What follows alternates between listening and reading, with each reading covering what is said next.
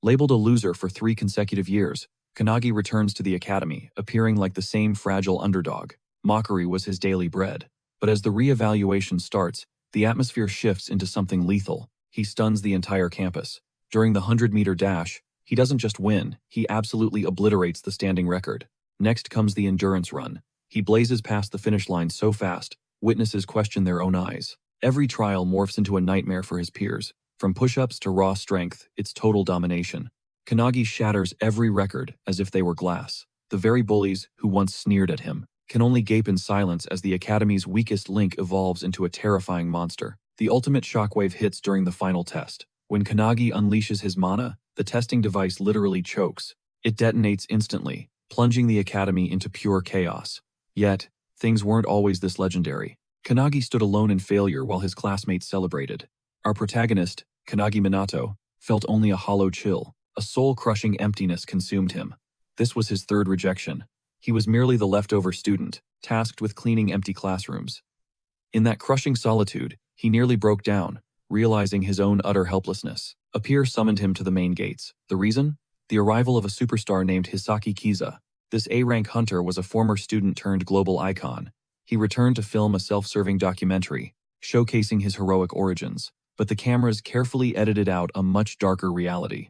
Hisaki Kaiser was a sadistic bully who tormented Kanagi daily. Just the memory of him made our protagonist's skin crawl. Yet, Hisaki fed the media a lie, claiming Kanagi was his loyal best friend and a dedicated study partner. He even bragged about financially supporting Kanagi's struggling family. Pure fabrications designed to polish Hisaki's public image. Lacking the courage to protest, Kanagi simply nodded along as camera shutters clicked incessantly. Those toxic memories seared Kanagi's brain. He despised the man. Once the director yelled cut, our hero felt the stinging weight of his own impotence. As a child, Kanagi found refuge in ancient chronicles, tales of legendary founders who rescued humanity. When the Tower of Malevolence first manifested, unleashing monsters that pushed us to the brink, miraculous heroes rose to reclaim the world. Their feats were godly. One warrior decimated 10,000 foes with a mere wooden branch or perhaps a pencil. A sorceress so transcendent she cast world-shaking spells in absolute silence. That was a century ago. Now, they are myths. If a specific mark brands your flesh, you hold the potential to awaken, grasping power and fame. Sadly, after 3 consecutive failures, Kanagi's dream seemed destined for the trash. But before departing, Hisaki Kaiser pulled Kanagi aside, claiming he'd pressured the association into granting a retest. He ordered Kanagi to meet him at the Founder's Sanctuary, leaving our hero bewildered. The man was scum, but if his vanity earned Kanagi one final shot at his dream, he'd take it. He wouldn't miss this. Later, at the Founder's Mausoleum, cameras captured the dramatic final act. The lens focuses on Hisaki, delivering a pretentious monologue before the ancient tomb. Once the interview concludes, the media team gushes over the footage. Hisaki masks his arrogance with a polite smile, feigning excitement for the story. The moment they vanish, his mask slips. He ventures into the dark depths where his goons are excavating. He demands to know if the entrance is found. They excitedly gesture toward a concealed breach in the stone. Suddenly, a voice echoes. Arriving for his promised exam, Kanagi witnesses the desecration firsthand. This was holy ground, the resting place of his idols. As he rushes to stop the tomb raiders, Hisaki Kaiser strikes with the lethal force of an A-rank awakened. The impact is bone-shattering. Kanagi feels his internal organs rupture. The henchmen howl that they've secured the loot. Everything precious was inside. Hovering near death's door, Kanagi's only thought is the sheer injustice of this theft. This couldn't be stolen. Hisaki seizes Kanagi, gloating that he knows every pathetic detail of his life. The Academy's trash, a nerd obsessed with dead legends. Hisaki's sinister plan was already in motion, to dump the boy into the river, framing him for the desecration of the Founder's tomb. That previous blow was intended to be fatal. As he's hurled into the freezing depths, his strength evaporates. Sinking into darkness, he recalls the years of blood, sweat, and tireless study. It was a total bust. But then, deep in the icy abyss, a ghostly radiance began to flicker. A strange heat surged. Whispers echoed in his mind, claiming Kanagi was the destined vessel of this age. The spirits of legends were trapped here. In his grip glowed the Zero Crest, a mark dubbed utterly useless. It hosted any founder's soul. The moment of truth arrived. Kanagi had to choose his destiny now. Which legend would he bind with? Arcane sorcery, indestructible defense, or the god-tier path of the blade? Kanagi roared, "I'll take them all." He demanded every power. The spirits scoffed, claiming that was impossible. Suddenly, every soul was devoured by the mark. Nearby, Hisaki and his thugs were still lurking by the shore. A massive blast rocked the water. Hilariously, one of the goons was just standing there with a random umbrella. They stared in shock. Could this floating figure really be Kanagi, the pathetic loser they just left for dead? He touched down with a cold, lethal gaze. Despite the change, the bullies immediately started spitting insults again. They joked that even roaches weren't this tough. Kanagi just eyed a nearby branch. The duo burst out laughing. Is that a stick? Who do you think you are, John Wick? Kanagi ignored them, calmly warming up his stance. Hisaki's face went dark. He ordered his men to bury Kanagi back at the bottom of that lake. A goon unsheathed his blade, smirking as he promised to dump Kanagi's corpse back into the deep. He lunged with a blinding flurry. He didn't even see the counter, he only felt his own body collapsing. Hisaki and the fat lackey froze in disbelief. This had to be a hallucination. It was impossible. This was supposed to be a monolith failure. The chubby mage unleashed his ultimate spell to vaporize him. It looked like curtains for Kanagi. But he just pointed a finger, and a divine thunderbolt obliterated the area. Pinpointing such a massive target was easy work. Even so, Hisaki's world was crumbling from pure terror. No chant, no ritual, that movement. It was as if a legendary sword saint had possessed his body. That magic mirrored the ancient wizards of myth. Hisaki's brain short-circuited trying to process this nightmare. All 106 founders now resided within him.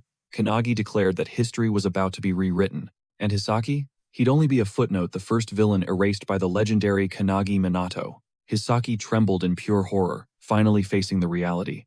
The boy he discarded had become something godlike. The Zero Crest had devoured every founder's soul. Inside Kanagi's psyche, the spirits were absolutely losing it. After ages in prison, they were hyped for freedom, already bickering over who got to drive this new body. Amidst the mental storm, the legendary swordsman Hinoki Raichuro addressed Kanagi directly. He smirked, unfazed that Kanagi knew his name, then asked what the kid's opening move would be. He ignored the shivering Hisaki like trash, instead pointing toward a cataclysmic danger looming right behind them. Kanagi locked eyes with Hisaki. The bully stammered, desperately flexing his status as an A-rank hunter. Without a word, Kanagi landed a single blow that launched Hisaki. His focus then shifted to a suspicious, pulsing bag. It reeked of malice. Suddenly, a violent explosion of energy erupted from within, shaking the very air. Caught off guard, Kanagi braced himself. Hinoki just grinned, totally unfazed. Meanwhile, chaos gripped the city. A monstrous three-headed wolf was shredding the streets. High Command shouted for the elite Akane to take charge. Moving like lightning, he descended with a waterfall impact, obliterating the A-rank beast in one heart-stopping strike. The fans roared for their S-rank idol, Akane. He stayed humble, but quickly asked about Hisaki's whereabouts. A teammate joked Hisaki was likely busy being the young hope in some flashy interview. Akane brushed it off. Fame was good for business. But suddenly, a paralyzing wave of dread crushed the city. Chaos erupted as civilians, and even veteran hunters dropped like flies under the sheer weight of the pressure. Akane's own squad was gasping for air. Even A-rank elites were buckling under this insane aura. This was an S-rank nightmare, no doubt. The source? It was radiating directly from the founder's mausoleum. Back in the woods, a broken Hisaki scrambled back, his eyes wide with a new kind of terror. A gargantuan beast slithered out of the bag. He choked out a question. Was this a demon from hell? Kanagi explained the truth by looting those relics. Hisaki had unleashed a primeval floor boss upon the world. Deep in his subconscious, Hinoki sized up the monster with a master's precision. He knew this beast immediately. Behold the literal avatar of pure nothingness, a nightmare existence far eclipsing the puny S-rank classification. Its toxic miasma alone could slaughter thousands. In the old world, these were common. For Hisaki, it's a death sentence. Hisaki completely snaps. Paralyzed by primal fear, he turns tail and bolts, certain that another second means instant annihilation. But Kanagi knows the hunter's code. Never show your back. He screams a warning, but Hisaki is already as good as dead. The moment Hisaki flinches, the beast lunges, firing a colossal, jagged tentacle through the air with terrifying, subsonic speed. His blade barely clears its sheath before he's skewered. The tentacle punches a hole right through his chest. The dragon-slaying steel is now just scrap metal. Void tendrils wrap around him, hungrily feasting on his very life force. While Hisaki's death rattles haunt the woods, Kanagi stands cold. He knew this tragedy was written in the stars. As the hero's light fades, Hinoki's phantom hand drops on Kanagi. He offers a deal, a taste of his legendary swordplay. Hinoki is fishing for total possession, but before he can hook him, the other founders crash the party. They yank Hinoki back by his spirit hair, fuming. No way were they letting him hog this god-tier vessel for himself. Kanagi shuts down the chaos. He's the one holding the cards now. His terms? No single ghost gets the wheel. They'll share him, or nothing at all. He vows that one day, he'll transcend every single one of these legends. Respect is earned through raw power. If they want to ride in his body, they'd better show him true godhood. Struck by the kid's sheer guts, Hinoki smirks and draws his phantom steel. Without a word, he claims the first dance. Fusing his soul with the boys, he signals the others to follow. Kanagi's hand grips the hilt, guided by a master. Guided by centuries of combat experience, Kanagi's movements become a blur of lethal precision, targeting the beast's vital limbs. A single horizontal flash, and a massive limb hits the dirt. The monster shrieks, swinging back with mindless, primal rage. Suddenly, an assassin's agility kicks in. Kanagi weaves through the chaos as the founders hot-swap their powers in real time. One spirit grants him T-tangent-like strength. He catches a massive tentacle mid-air and slams the demon into the earth. The beast staggers. Kanagi snatches a bow, raining down arrows before unleashing a chaotic storm of high-tier skills. Flame, frost, and gale force winds collide. As the monster strikes from the shadows, Kanagi's eyes ignite with a golden glow. The archmage within awakens, incinerating the beast with heavenly lightning. Then, with one final, explosive leap, high above the carnage, Hinoki takes the reins. He grabs a shattered blade to unleash his legendary one-handed ultimate, the Gurutachi Wave Cutter. The blade bisects the horror perfectly, and the monster's reign ends in two silent, falling halves. A tired but triumphant smirk plays on Kanagi's lips. High above, a lone raven watches everything with unblinking eyes. Across the city, a man atop a skyscraper freezes. He can't believe the S-rank threat was neutralized before he arrived. He demands names of top-tier hunters on site, but the intel team reveals something impossible through the raven's lens. A mere student pulled off the impossible. Ichihara Midori, the world's undisputed strongest, leans in with sudden interest. He needs to see this kid. Sunrise finds Midori perched atop a mountain of slain monsters, making a call. He rings the academy director, clearing the air. That S-rank demon? Yeah, that definitely wasn't his handiwork. The tape shows Kanagi Minato as the victor. Even Midori is skeptical, the facts just don't add up. This kid failed the hunter exam 3 years straight. Intrigued, Midori asks the director for a very special favor. Campus is buzzing. The soul-crushing pressure from yesterday still haunts the students as they gossip about the mystery hero. They were paralyzed by fear, and now everyone's dying to know who actually slayed that nightmare. Kanagi limps through the courtyard, leaning on a cane with trembling limbs. The rumors hit him from every direction. He's shocked how fast news travels. Suddenly, some meathead slams into him, nearly knocking him into the dirt. The bully scoffs, laughing at the thought that a bottom-tier loser like Kanagi could ever be an S-rank slayer. Kanagi bites his tongue. He won, but only by letting ancient ghosts pilot his body, and the physical backlash is agony. The recoil is devastating. As he claws his way back up, a familiar, mocking voice echoes in his skull. Hinoki is back, teasing him about that big talk of surpassing them. He sounds like a coach from hell. The spirit tells him to toughen up. Clinging to his vow, Kanagi ignores the screaming pain and forces himself upright. He whispers his goal again. Hinoki lets out a dark chuckle, telling him it's time to show some real backbone. The ghost scans the modern students and sighs. The so-called awakeners of this age are a total joke. They're barely above regular humans. If the tower returned today, they would all be slaughtered in seconds. Destruction seems inevitable, until a terrifyingly vast aura suddenly pulls his mind back to reality. Hinoki's tension spikes, but the spirit shrugs it off as a professor barks for Kanagi to approach. Expecting his final expulsion, he walks forward cautiously, knowing this was his absolute last shot. Instead, the professor orders him to the field for a re-exam, leaving Kanagi completely floored. Students swarm the windows, buzzing with hype. Nobody gets a second chance at these hunter trials. Kanagi takes his marks on the track, battered but fueled by raw, unwavering determination. The sprint begins. That same arrogant bully starts barking insults, labeling him a total failure again. Then, the world goes silent. Kanagi blazes past the finish line in a god-tier 1.2 seconds. Obliterating the old record, he dominates the long run in just 1 minute 17 seconds. He continues to shred every physical test, from maxing out push-ups to crushing the bench press. He doesn't just beat records, he doubles them, leaving the entire student body in stunned silence. Kanagi suspects the founders are pulling strings, but Hinoki confirms this power is purely his own. Inside the headmaster's office, Midori scans Kanagi's file, while the director voices his deep concerns. His physical stats are insane, but for 3 years, his magic has been a complete disaster. With mana levels registered at 0, he was officially branded a hopeless, bottom-tier case.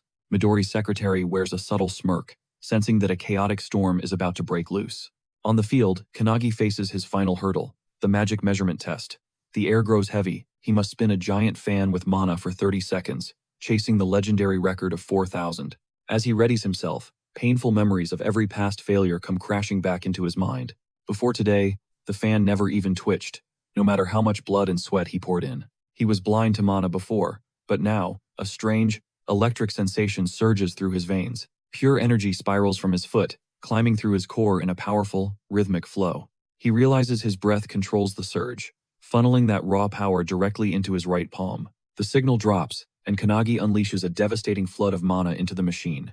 The fan accelerates violently, causing the counting mechanism to glitch under the impossible speed. A hurricane-force gale erupts, masking the display screen in a blur of pure, chaotic energy. The velocity defies logic, and with a sudden explosion, the machine literally ejects the fan. Now a lethal projectile, it slices through the air toward the Academy's central building. It slams into the headmaster's office with a thunderous crash, sending debris flying everywhere.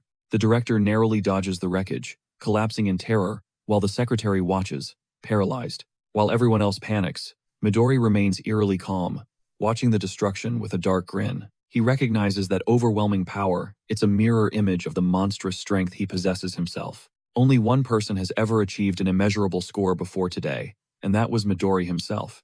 Stunned, the professor finally finds his voice, declaring that Kanagi has officially passed the exam. A deafening roar of cheers erupts from the crowd as the students celebrate the unthinkable. Records weren't just broken, they were erased.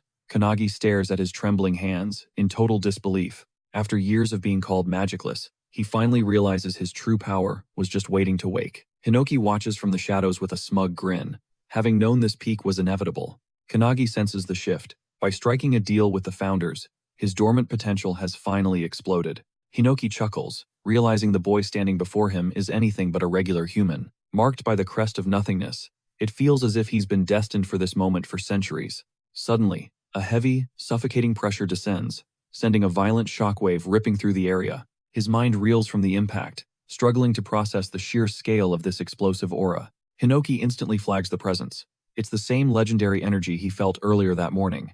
Emerging from the crushing pressure, the legendary Midori appears, leaving Kanagi completely paralyzed. The planet's apex hunter descends, fixing his gaze on Kanagi. Midori gives a nod to his rising fame. Amidst the high-stakes exam, praise flows, yet Kanagi stands paralyzed, words dying in his dry throat. Midori suddenly shifts gears, dropping a bombshell challenge. All Kanagi needs to do? Land just one successful strike, challenging the world's ultimate predator? The sheer audacity leaves Kanagi completely shell-shocked and breathless for a moment. At 23, Midori is a total freak of nature, having reached pro-hunter status at only 9 years old. This living myth looms close.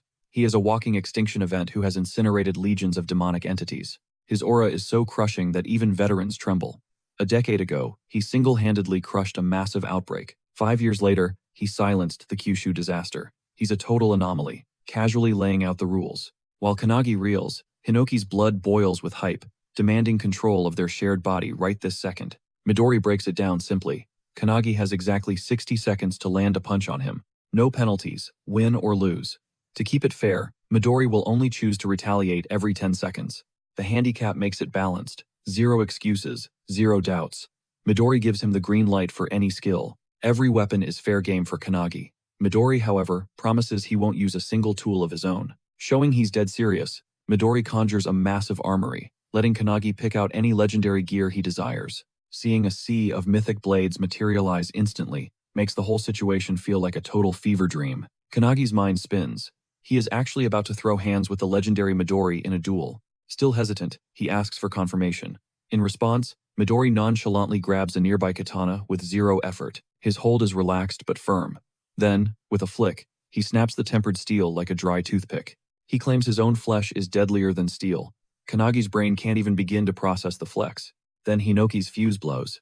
He's livid, his voice dripping with spite, as he screams for immediate control. Midori's god complex is too much for Hinoki. He snaps, calling the hunter's arrogance a total, unforgivable insult. Suddenly, Kanagi feels Hinoki's power erupting, his presence ballooning into something monstrous and terrifying. He is ready to go all out.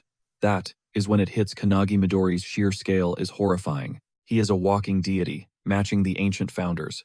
Victory against a monster like this seems mathematically impossible. Realization sets in. but there is no room for fear. Meanwhile, every student crowds around to witness history. The clock starts ticking. Midori smirks, his eyes flashing with amusement as the trial officially begins. Kanagi lunges forward, blade in hand. Hinoki mocks him, asking if he really thinks he can solo this. Hinoki whines about fairness, but Kanagi blocks him out. He pushes his body, even knowing it is useless. To reach the top, he needs his own grit, not just some borrowed, god-tier cheat code power. He slashes wildly, but Midori ghosts through every swing. While Kanagi sweats and grunts, Midori just chills. He is literally on his phone mid-fight, asking for socials and joking about this battle going viral online. The crowd is stunned.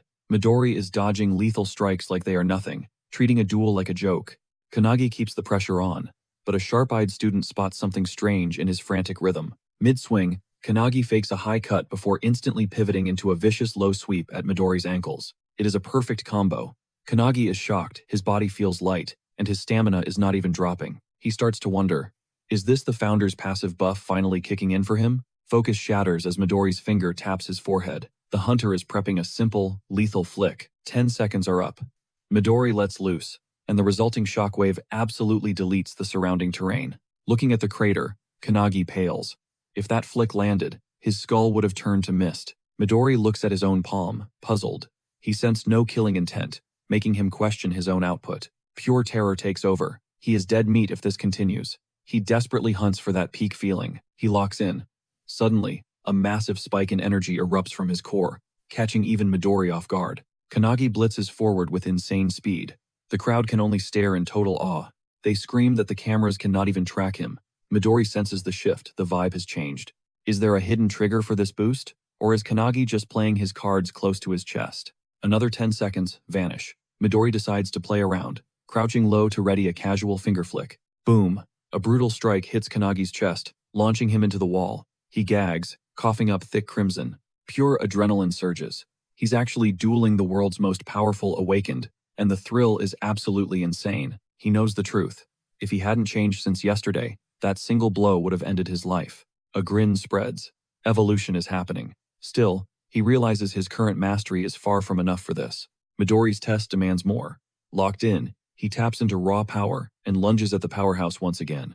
Suddenly, Midori flickers beside him like a ghost, forcing Kanagi to a dead halt. With a quiet apology, Midori sighs, "I've seen enough. Time's up." He delivers a swift strike to the nape, ending the duel. Consciousness fades to black. As Kanagi crumples, Midori acknowledges the boy is a genius, but something is missing. He isn't at the comrade's level yet. That mysterious power stayed hidden. Midori rings his secretary, ready to leave. "Let's head back," he says, disappointed. But suddenly, Kanagi's fingers wrap around his hilt with terrifying grip. A crushing aura explodes from behind. Midori glances back to see Kanagi's form radiating with a monstrous, golden light. Hinoki's voice echoes through him. The brat is finally asleep. Now, the real fun begins. The takeover is complete. Hinoki steps forward, smirking. How about an encore? Meanwhile, Kanagi's astral spirit watches in total, frantic confusion. Disconnected from his shell, Kanagi panics, seeing Hinoki in control. But Midori just smiles. He knew this was coming. He recognizes that dormant presence. Is it a secret skill, or a different soul? Regardless of the mystery. One fact is clear, Kanagi is a monster now. Controlled by Hinoki, he suddenly erupts into a violent, high-speed assault. "Don't space out," he roars. Midori instantly senses the shift. These movements are refined, lethal, and completely different. Strength and speed have transcended. A blade flashes toward Midori's throat, but he ducks just as it grazes him. Another vicious swing forces Midori to retreat. Still reeling from the shock, Midori tracks the boy's every move. Kanagi reloads, positioning for a lethal blow. He strikes again, but Midori dips low just as the steel whistles. The strike cleaves the building behind them instead. Chaos erupts as students panic. Midori watches the carnage, realizing something. These slashes are wild yet readable. The flow feels like ancient swordsmanship, refined through centuries of blood and war, like a relentless torrent. Midori raises his palm, laughing at the incredible display of raw, ancient skill. This is what's needed to challenge an S rank. He readies his hand, aiming to put the boy down again. Only 40 seconds have gone by. Suddenly, Kanagi blurs forward with a speed that shatters all expectations. "You won't even graze me!" he roars, swinging. Midori jumps back, dancing away from the lethal edge. Midori laughs, acknowledging the boy's insane talent. The students watch in disbelief, unable to process the divine speed before them. Midori is actually on the defensive. Kanagi taunts him. Stop being boring. Quit holding back and show me everything. Look down on me and you'll regret it, he warns. Kanagi lunges forward, aiming to crush the S-rank master. Midori chuckles, finally accepting the challenge. With a lightning-fast kick, he sends a stone flying toward the nearby armory. Instantly, blades hover in midair. Midori leaps, catching Kanagi off guard, and snatches a sword from the floating arsenal. Finally, you're serious, Kanagi cheers. They collide midair, igniting an intense, high-stakes battle that defies gravity itself. They clash limb against limb, leaving the crowd speechless. Every weapon they touch becomes a tool for absolute destruction. Steel shatters like glass under their raw power. Inside Kanagi's psyche, the founders watch Hinoki unleash his true, terrifying might. They're amazed Midori can keep pace. The old man's spirit wants to join, but the others scold him immediately. Don't be tactless, they bark. The great wizard notices something shocking. Kanagi is actually studying Hinoki's every lethal movement. He's absorbing the technique. Hinoki shifts his gravity, preparing to pounce from below with a devastating, high-speed lunge. But the blade snaps again. Pathetic steel, Hinoki snarls, his rage boiling over these low-quality weapons breaking so easily. Midori is having the time of his life. But then he realizes the entire arsenal has been reduced to scrap metal. Is he going to use a gun now? Midori smirks, shouting, "Only 10 seconds left. What's your final play?" He taunts Hinoki's next move. Hinoki eyes the building, then lunges. He's heading straight for that one particular man. It's the bully from earlier. He snatches the guy's blade just as Midori closes in with a massive punch.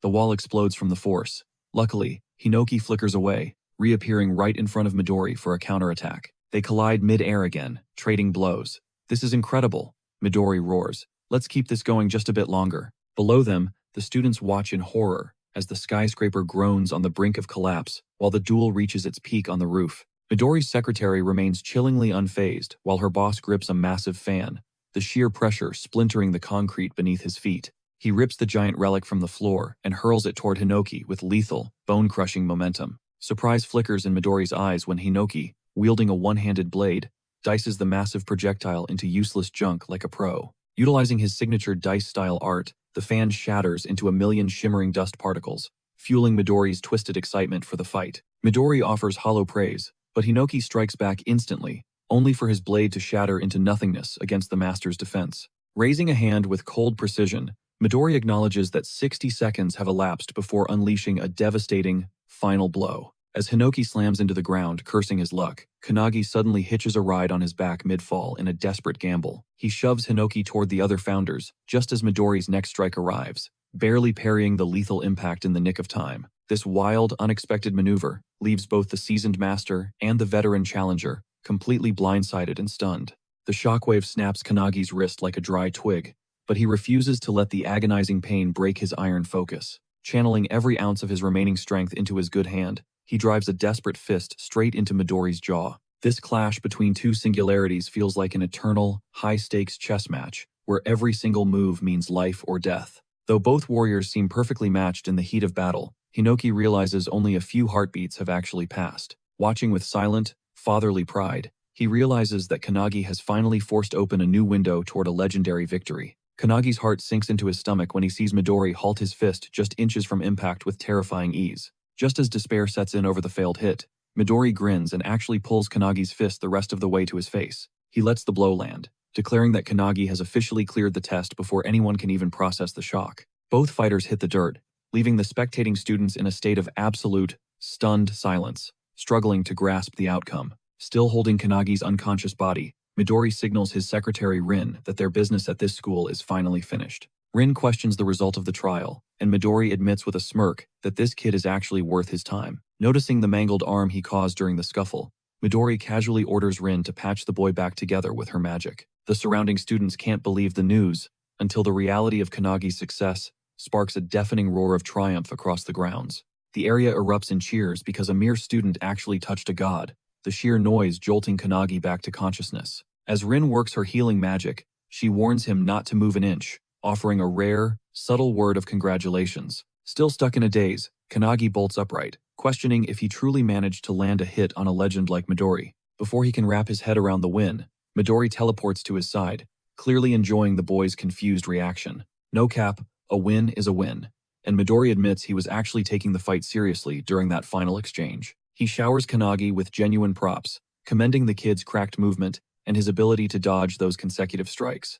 Midori tells him to flex this achievement, and for once, Kanagi actually accepts the massive W with a humble nod. Without a second of hesitation, he locks in on his future, eager to learn what legendary challenges await after passing. The question leaves Rin looking lost, and even the great Midori seems to be winging it as he searches for an answer. Later that night, Kanagi is back to his normal life, helping his mom tidy up while dinner simmers in the kitchen. When she asks about the upcoming guests, he shrugs, guessing that only one visitor will actually show up at their door. She beams with pride, knowing that passing the hunter's exam and catching the eye of a top-tier warrior is a huge deal. Having captured Midori's attention, his mom tells him she always knew he'd cook, believing in his limitless potential from day one. Kanagi soaks in the rare quiet moment, but his mom's expression suddenly shifts as she begins to worry about their guest. She jokes that people might mistake their humble home for a doghouse, but Kanagi tells her she's doing way too much. He's sure Midori isn't that petty, and once the chores are finished, he finally collapses onto his bed in total exhaustion. But his mind is still living rent-free in the day's events as his eyes drift to the card Midori gave him.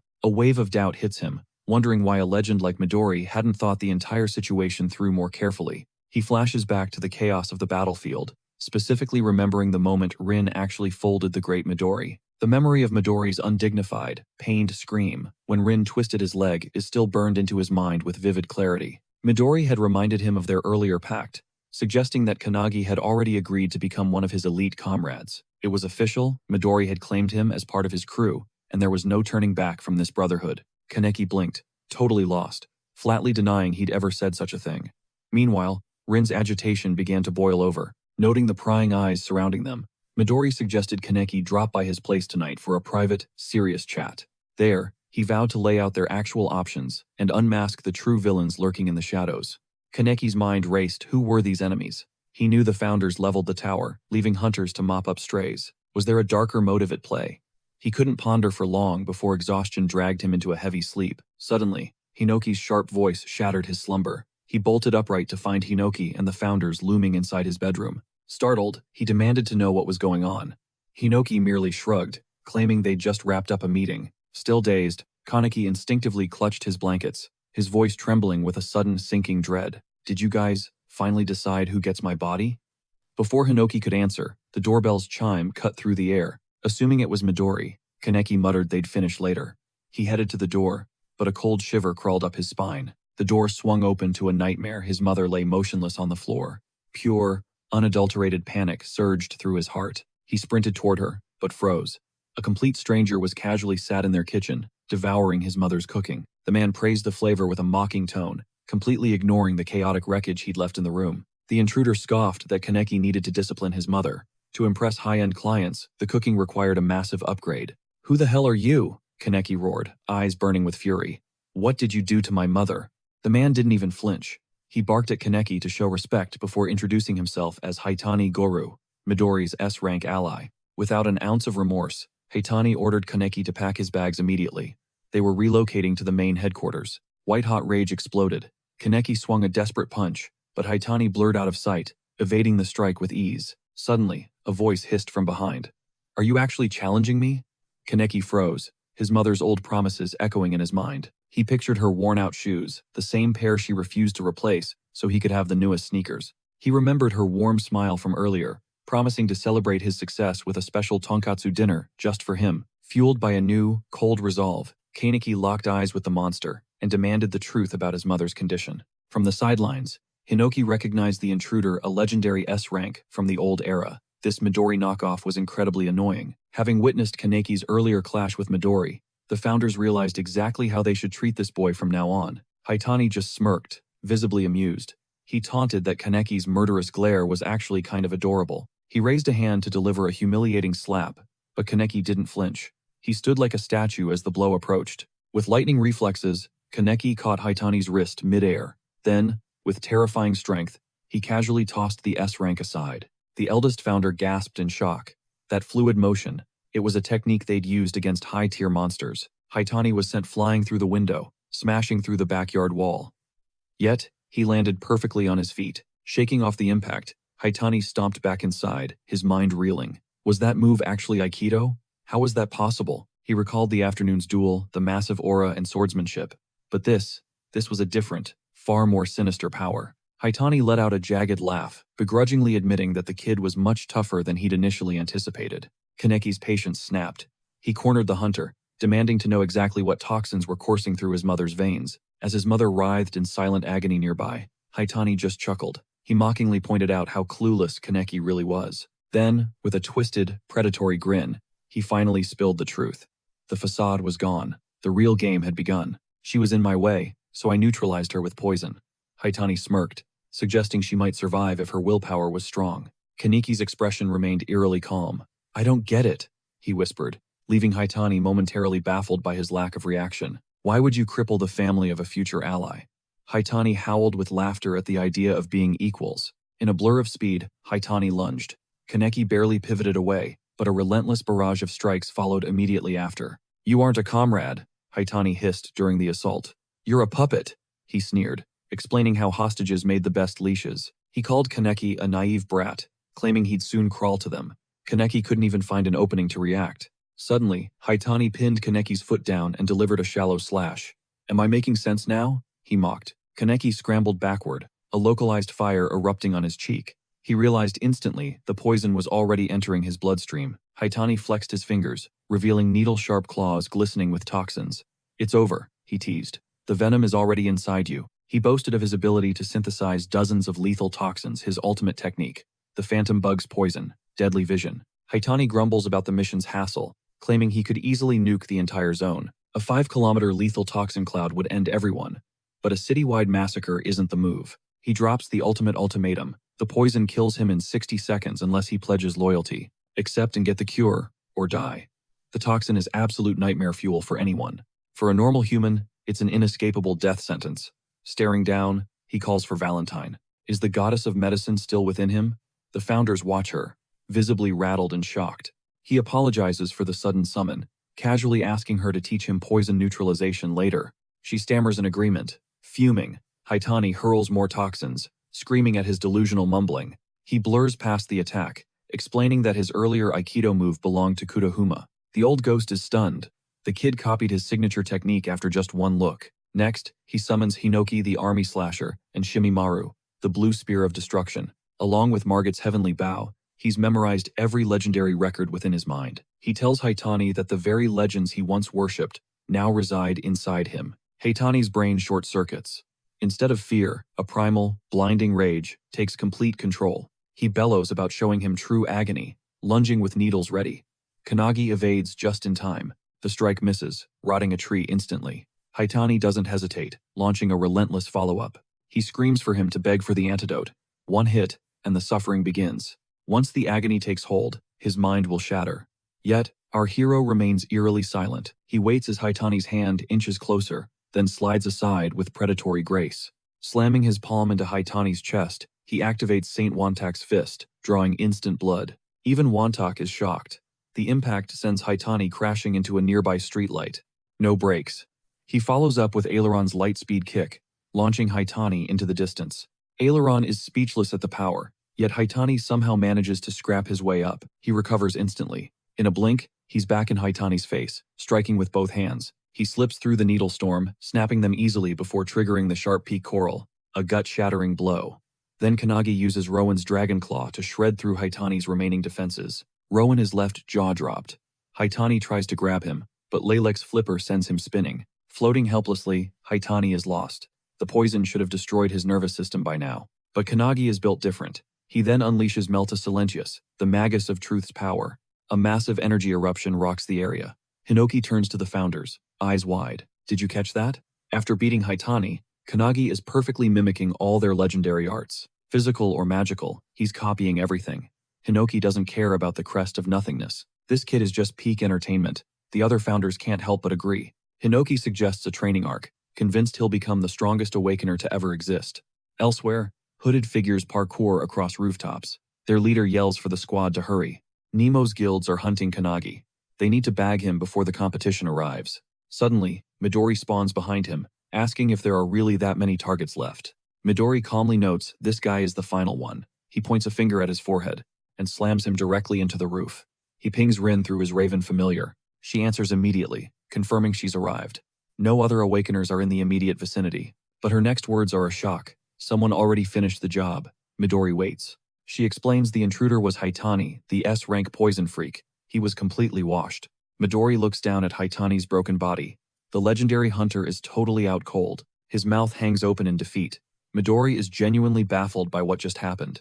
Reaching Kanagi's house, Midori claps his hands with a grin. He's officially a fan. Stunned that Kanagi didn't hesitate to crush Haitani, he questioned if the kid had been tainted by the venom. Kanagi rubbed his neck with a shy grin. Mom and I are cool. Hinoki, however, looked totally over it. Arms crossed. Hinoki reminded him that without Valentine's clutch save, he'd be a goner by now. Hearing her name, Valentine let out a drained groan. Still, Hinoki praised her insane speed and 5-second clear. Valentine just shrugged, acting like it was no biggie. She played it off, claiming the mission was light work. With the poison's source right there, a few quick strikes were all she needed to snag blood for the cure. Kanagi's brain was still lagging, but he finally voiced the one burning question eating at his soul. Was Haitani capping when he claimed to be Midori's brother-in-arms? He needed to know the truth. Midori didn't blink, confirming it was all lies. Apparently, clout chasers use his name for street cred all the time. Business settled, he turned to Rin. Before he could even ask, she materialized at his side with a nod. She reported the damage was fully restored. Kanagi's jaw hit the floor as he saw his house looking brand new. The backyard wall was flawless. Then, wearing a bright grin, Midori suggested they head inside to discuss the future. Kanagi stood there paralyzed, a wild storm of hype and anxiety swirling in his chest as his life changed. The next morning, a sleek ride arrived. His mother stood at the gate, nagging him about packing the essentials. Kanagi brushed it off, telling her she was doing too much. She sighed, still processing this massive turning point. Her boy was joining Midori's squad. Midori had sworn to protect the kid and forge him into an elite hunter. Kanagi was hyped, but his mom was low-key panicking. Masking her dread, she handed him a lunchbox for the road. She insisted he eat, since he'd missed breakfast. Even though he wasn't hungry, Kanagi accepted it without a complaint. Then, she looked Midori dead in the eyes, asking if her son would be safe. Midori didn't sugarcoat it. She confessed that Kanagi had been struggling his whole life until this very moment. Entrusting her son to Midori was the hardest choice ever. As a mother, her anxiety was hitting its peak. Midori's voice was pure confidence as he vowed to train Kanagi until he was literally a walking fortress. That promise finally sealed the deal. Once they were settled in the car, Rin took the wheel and glanced back. She questioned if making such a heavy promise was smart, especially since the future was looking dark and uncertain. A shadow of worry flickered across Midori's face for a split second. He spotted Kanagi's mom in the mirror, still shouting chores. She was stressing over laundry and sleeping habits. Her wholesome concern sparked a fierce, protective fire in Midori's eyes. He knew he had to deliver. He silently swore to do his best. Meanwhile, Kanagi swallowed his tears and waved one final, heavy goodbye. His mom yelled for him to visit for the holidays just as they peeled away, leaving home behind. Midori asked if he was holding up. Kanagi admitted he was fighting for his life against his own emotions. Midori told him to just vibe, eat, or sleep. Scanning his surroundings, Kanagi saw the lunch his mom packed. It was sitting right there, practically radiating her love. He cracked it open, her voice echoing in his head. Inside, his eyes locked onto a tiny good luck note tucked beside the pork cutlet. It was the ultimate gesture. That small detail hit him like a truck, unleashing a wave of feels. He realized how much she'd sacrificed. A deep sense of gratitude filled his heart as he took the first bite. Every flavor tasted like home. The meal was bittersweet, seasoned with unshed tears. Rin and Midori stayed silent, respecting his space. They let him soak it in during the drive. When they finally pulled up, Kanagi's jaw dropped in awe. The massive anti-prophecy headquarters loomed ahead. Midori explained this place was reserved only for the world's elite awakeners. The gravity of the situation hit him. For a moment, he felt completely out of his league here. Inside, a mysterious figure watched them from a window. He turned to the others, announcing the new recruit's arrival. One girl looked totally unimpressed, wondering if the hype about this rookie was even real. A young guy noted how rare it was to get fresh blood. But a man in the corner disagreed. He was a total skeptic, insisting they needed to test if this kid was actually worthy of their name. Outside, Kanagi stood frozen in his tracks, his head spinning. Everything was moving way too fast. The big question remained, what exactly is this anti-prophecy unit, and what do they want with him? Could the Ichihara Guild be pulling the strings? Sensing his mounting dread, Rin admits the truth remains shrouded in shadows. She offers a regretful apology for the silence. This intel is strictly classified far too hazardous for his mother's ears. It's a top-tier national secret. Those words hit him like a physical blow as they approach the massive facility. Midori suggests dropping his gear at the dorms first. Rin reaches out to assist, but he firmly waves her off. He's got this under control. But just as he turns to leave, A sharp voice suddenly slices through the air. "Hold it right there!" The unexpected command jolts him. Looking up, he locks eyes with that same mysterious young man, perched high above with effortless swagger. The man declares that he'll be the one dropping the real lore today. Without a second's hesitation, he blurs forward, launching a devastating kick aimed straight for the boy's head. He throws up a desperate guard, but the sheer impact causes the very ground beneath him to shatter instantly. Shockwaves ripple through his entire frame, yet he grit his teeth, refusing to budge an inch against the strike. The stranger smirks, clearly impressed by that iron defense. He tosses out a rare compliment, momentarily halting his fierce assault. Before any questions can be asked, the man sticks a perfect landing. Then, with a grin, he introduces himself. Meet Hanada Hikotaru from the Anti-Prophecy Unit, his new comrade. The shocking revelation leaves him completely stunned. But there's no time for shock. Hanada's here to talk shop. And ready or not, the truth is finally unfolding. Meanwhile, Midori is chilling like nothing happened. He casually asks Rin for tea, and she obliges with a shrug. As the duo continues their dance of death, Midori watches calmly, questioning why Hanada is even initiating this brawl. Hanada explains it's a 2-for-1 deal, officially welcoming Kanagi while measuring the kid's actual combat potential in battle. Kanagi's mind races. Is this really just a test? But there's no time to think, as Hanada lunges once again. With lightning precision, another strike whistles through the air. Kanagi's reflexes kick in, snapping his arms up just in time. His footing remains rock solid despite the pressure.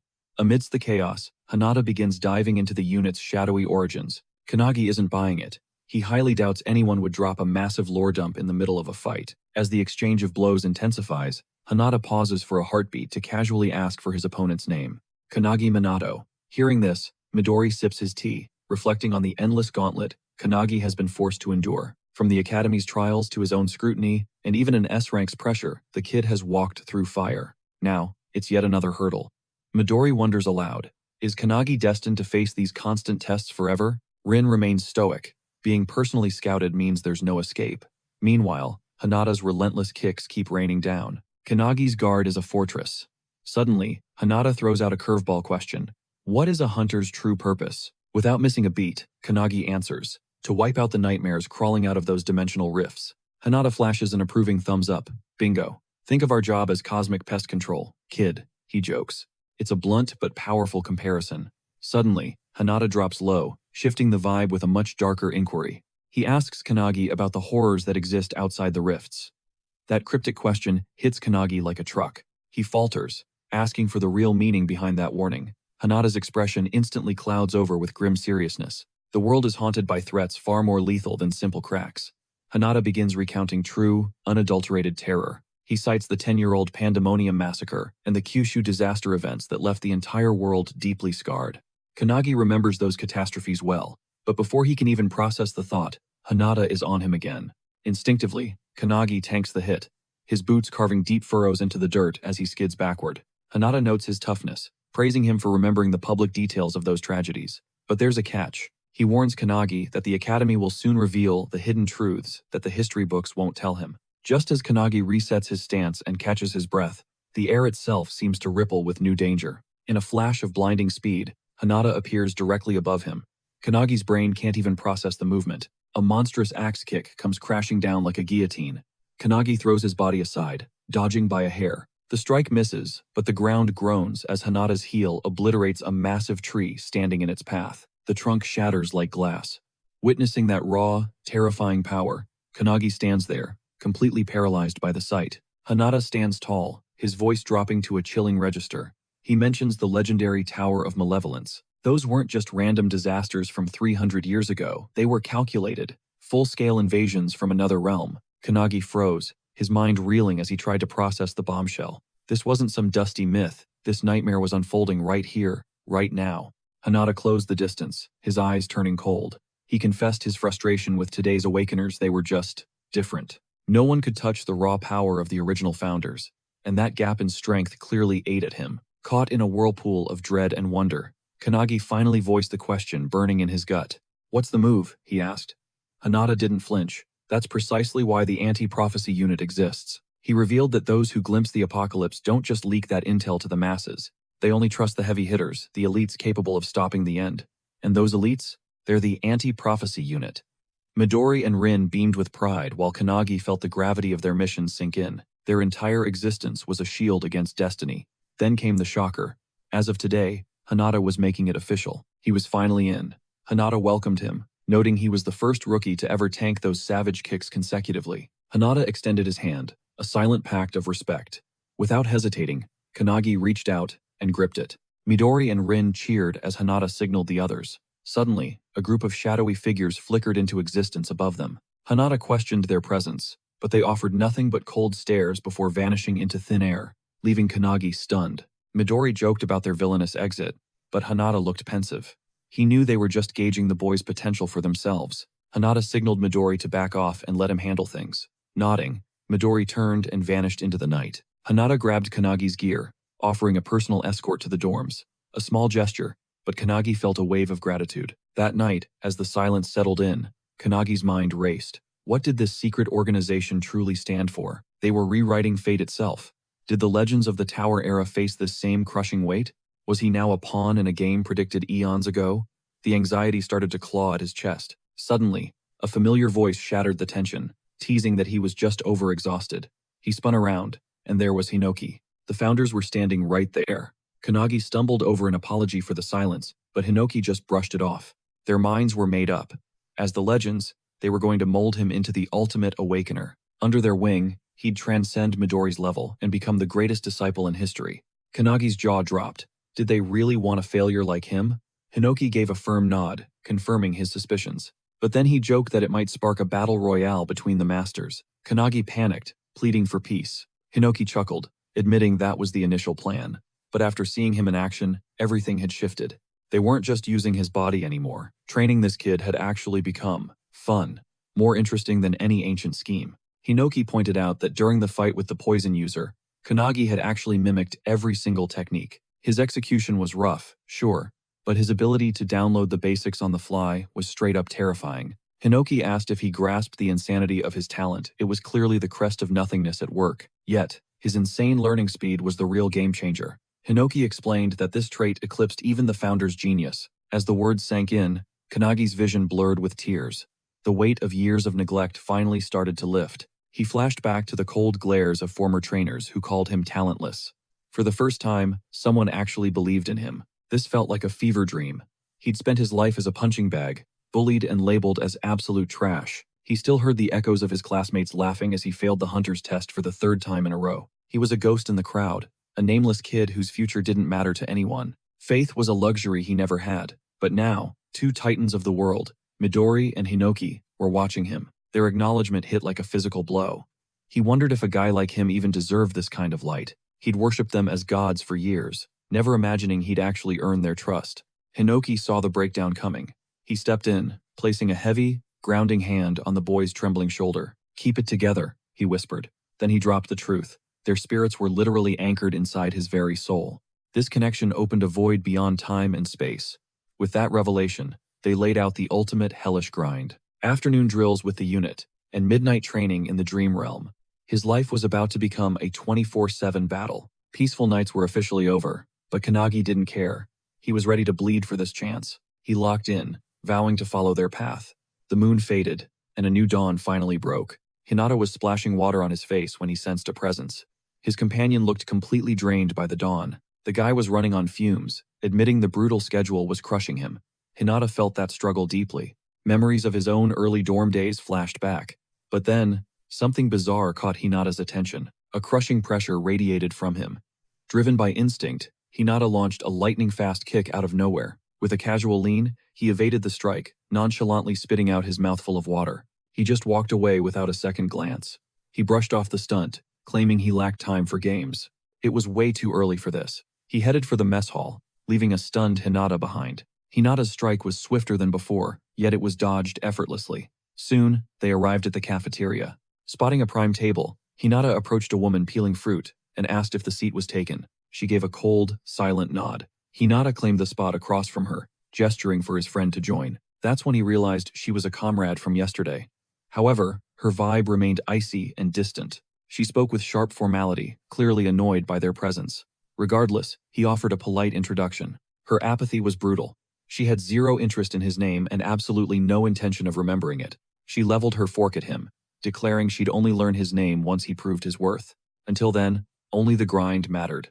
He was assigned to her mission to eliminate a looming prophecy. This dark omen dated back to 1945, unearthed from the frozen depths of the Antarctic wasteland.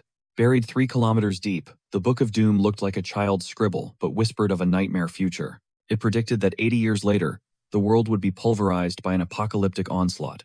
The weight of those words shook everyone.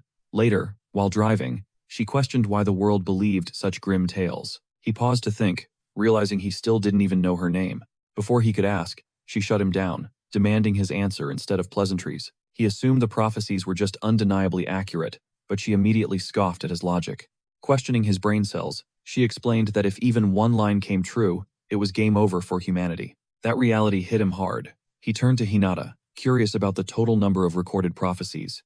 Hinata's estimate of 200 left him speechless.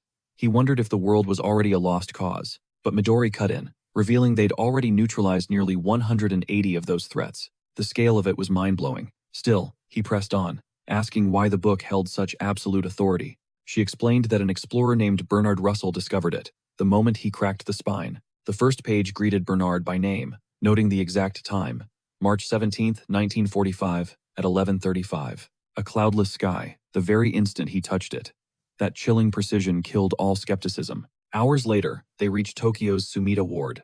A mid-tier dimensional rift had torn open the reality there. Guards immediately blocked their path, shouting that the entire zone was strictly off-limits. They ignored the warnings, blurring past the perimeter so fast the guards were left clutching the air. He hesitated about breaking the rules, but Hinata gave him the green light. Then, the explanation began. The crises were escalating. Major threats like World War III and the lunar dark side were now reality. Among the chaos, the pandemonium outbreak stood out as a true nightmare. Midori had halted that disaster personally. Despite the book's fame, it was just one of many cursed artifacts. The anti-prophecy unit's mission was simple: gather intel, decode the future, and strike first. She then broke down the hierarchy of terror they faced daily. A Rank 3 threat meant the total annihilation of entire geographic regions. Rank 2 was a national catastrophe, while Rank 1 threatened the entire planet's ecosystem. Finally, the special rank was reserved for events that would literally erase existence. He gripped the seat, finally realizing the sheer weight of the world on their shoulders. Panicked, he asked if these impossible missions were solely their burden. She didn't blink before saying yes. That was the price of joining the unit. Suddenly, Akane's team spotted them breaching the restricted zone. He stepped up instantly. Akane, mistaking them for bystanders, shouted for them to retreat. He warned of the carnage ahead, but she ignored him, citing a Rank 3 prophecy event. This intermediate B-rank rift was a lie. A far more sinister power lurked within its depths. It was the Yellow Journal disaster. Just as she predicted, the rift began to fracture further. The void expanded violently. Akane watched in pure terror as the reality tier finally gave way. Nightmarish beasts flooded out in waves. He barked orders at his squad, desperate to hold the line.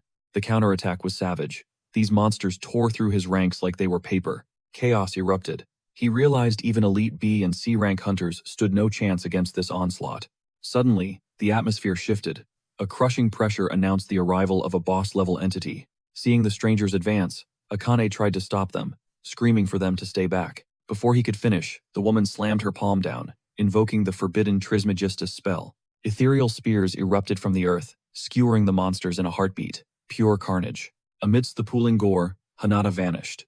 He became a blur of pure, lethal kinetic energy. He danced through the chaos, neutralizing every threat with cold, surgical precision.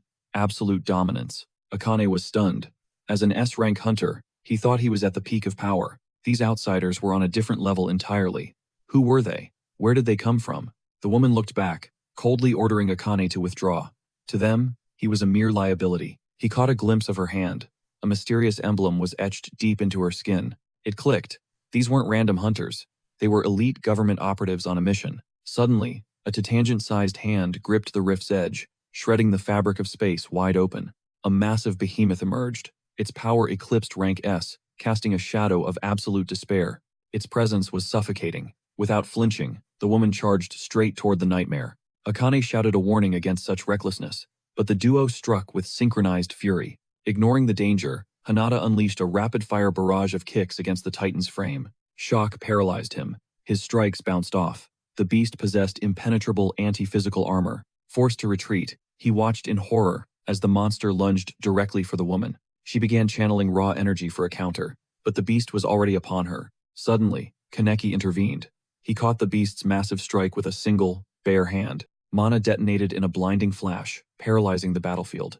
Through the settling haze, Hinata's eyes widened. He recognized that lethal technique. It was a high-tier penetration shockwave. Even crazier, Kanagi had just soloed an S+ rank monstrosity with zero effort. A single strike proved it. Kanagi's power had hit a legendary level overnight, even as the woman's shout echoed through the air. She claimed that much force was overkill, but Kanagi knew better when squaring off against foes with iron-clad physical defense. Shattering them from the inside out was the ultimate strategy. He'd mastered this secret from Wantak, the legendary Fist Saint. The old master had drilled those shockwave basics into him just last night. Victory secured, Kanagi turned to the girl, asking for her name. He joked that saving her life earned him at least an intro. Beaming with excitement, she introduced herself as Shinomiya Akane. No time for small talk. Hinata pivoted back toward the carnage, igniting his aura to meet the next incoming wave of monsters. As beasts flooded from the rift, she didn't flinch. She struck back instantly, drowning the entire horde in shimmering liquid mercury. With a snap, her Mercurius reject skill detonated the metal into a massive blast. The duo began their relentless, cinematic advance. Seeing Kanagi's logic in action, shredding their internal organs was proving way more lethal than standard brute force ever could. Locked in and ready to push, she signaled Hinata. Without a second thought, they both charged headfirst into the swirling dimensional rift. Akane watched from behind, completely stunned. She knew the nightmare realm beyond that crack was a different breed of hell. A chaotic void filled with unimaginable horrors entering was a literal suicide mission. But before she could even shout a warning, they had already vanished into the abyss. Akane stood there paralyzed, left alone in the sudden, eerie silence of the battlefield. Surrounded by a graveyard of A-rank beasts, the truth finally clicked. These two weren't just talented, they were absolute monsters. They had to be part of that rumored shadow organization. Stepping through the rift, they were immediately greeted by an overwhelming, hungry swarm. Akane scanned the chaos, noting these creatures were identical to the ones outside, just far more aggressive and dangerous. She raised a hand, manifesting a storm of mercury spears that impaled the entire front line with surgical, cold-blooded precision. Still on the move, Kanagi tracked her movements, silently respecting the sheer scale of her wide-range destructive power. Now it made sense why she was the anti-prophecy unit's undisputed queen of area of effect annihilation. With the fodder cleared, Akane squared off against a tangent-sized bear. She prepared to strike, but a shadow flickered past her first. Hinata intercepted, soaring through the air. The beast lunged with razor claws, but Hinata effortlessly vaulted onto a nearby roof to dodge. He rained down a whirlwind of strikes from every angle. Kanagi watched, floored by Hinata's sheer fluidity and effortless grace. A smirk played on his lips before Kanagi suddenly charged, mimicking the same devastating kick combo on the massive beast. Every movement mirrored Hinata's perfectly. "How's my form?" Kanagi asked playfully, leaving Hinata completely speechless and taken aback. Despite the shock, Hinata couldn't hide his grin. With the Titan dead, the group ventured deeper into the unknown realm. Akane noticed the monster density was dropping a bad omen. Finally, they entered a massive, echoing open space. The vast area felt like a dark gladiatorial arena. A suffocating pressure crushed the air. They knew a boss was spawning. Without warning, a colossal, blood-crazed Minotaur warrior crashed down in front of them, shaking the very earth. This wasn't some random mob. This was a triple S rank boss, a walking catastrophe of raw, unbridled power. While the boys recoiled at its mountain-like size, Akane remained ice-cold, staring the beast down with zero fear or hesitation. "Is this the big guy?" she muttered. Suddenly, a volley of spears hissed from the portal, prompting Akane's urgent command. "Go all out now," she barked, promising to cover them. Hinata didn't hesitate, channeling every ounce of mana into his fists. Kanagi lingered in the background, captivated by their insane synergy. Yet, a nagging feeling told him this wouldn't be enough. Victory felt out of reach. When Kanagi voiced his doubts, Hinata looked back, shocked. His friend was already questioning their firepower. Despite the relentless magical bombardment, the Titan didn't flinch. It simply swung its massive club, ending the conversation with a roar. The impact cratered the floor, sending violent shockwaves through the arena. As the debris cleared, pure horror set in. The Minotaur stood tall, completely unscratched by their ultimate moves. They braced for impact as Kanagi narrowed his eyes. A familiar voice whispered in his ear, admiring Akane's raw potential. It was Kilik, the ancient alchemist spirit of the founder. Kilik was genuinely concerned. Despite Akane's terrifying speed and purity of power, she was fighting a losing battle. Such brilliance shouldn't be snuffed out so soon. Kilik sighed, noting that the Minotaur was on a whole different level. She had completely underestimated the beast's physical immunity. At 100% resistance, She was essentially hitting a mountain.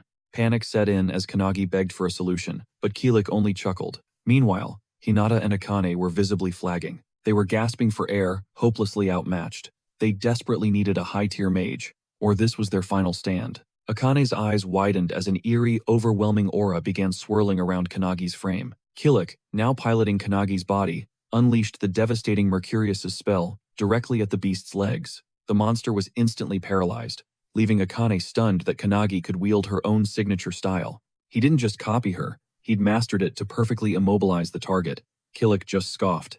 Still in control, Kilik called her a pathetic amateur, mocking her rigid and unimaginative alchemical skills. He lectured that true alchemy required mastering 3 distinct states of matter, not just basic formulas. As Kilik spoke, he forced a lethal flood of mercury into every vein of the Minotaur. As the silver liquid leaked from its maw, he triggered a high-intensity boiling hex. The mercury turned into a searing pressure cooker within the beast, venting toxic fumes across the arena. Akane realized this wasn't just power, it was a masterclass in using extreme temperatures to kill. The Minotaur thrashed in pure agony, its internal temperature skyrocketing as it cooked from the inside. Mid-combat, Kilik casually mentioned he wanted to take Akane as his personal apprentice.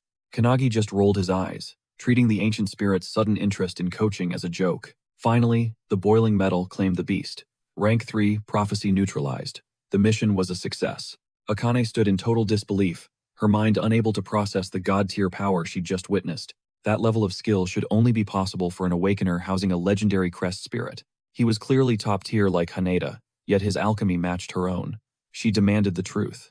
With a confident smirk, Kanagi reached out his hand and finally introduced himself properly.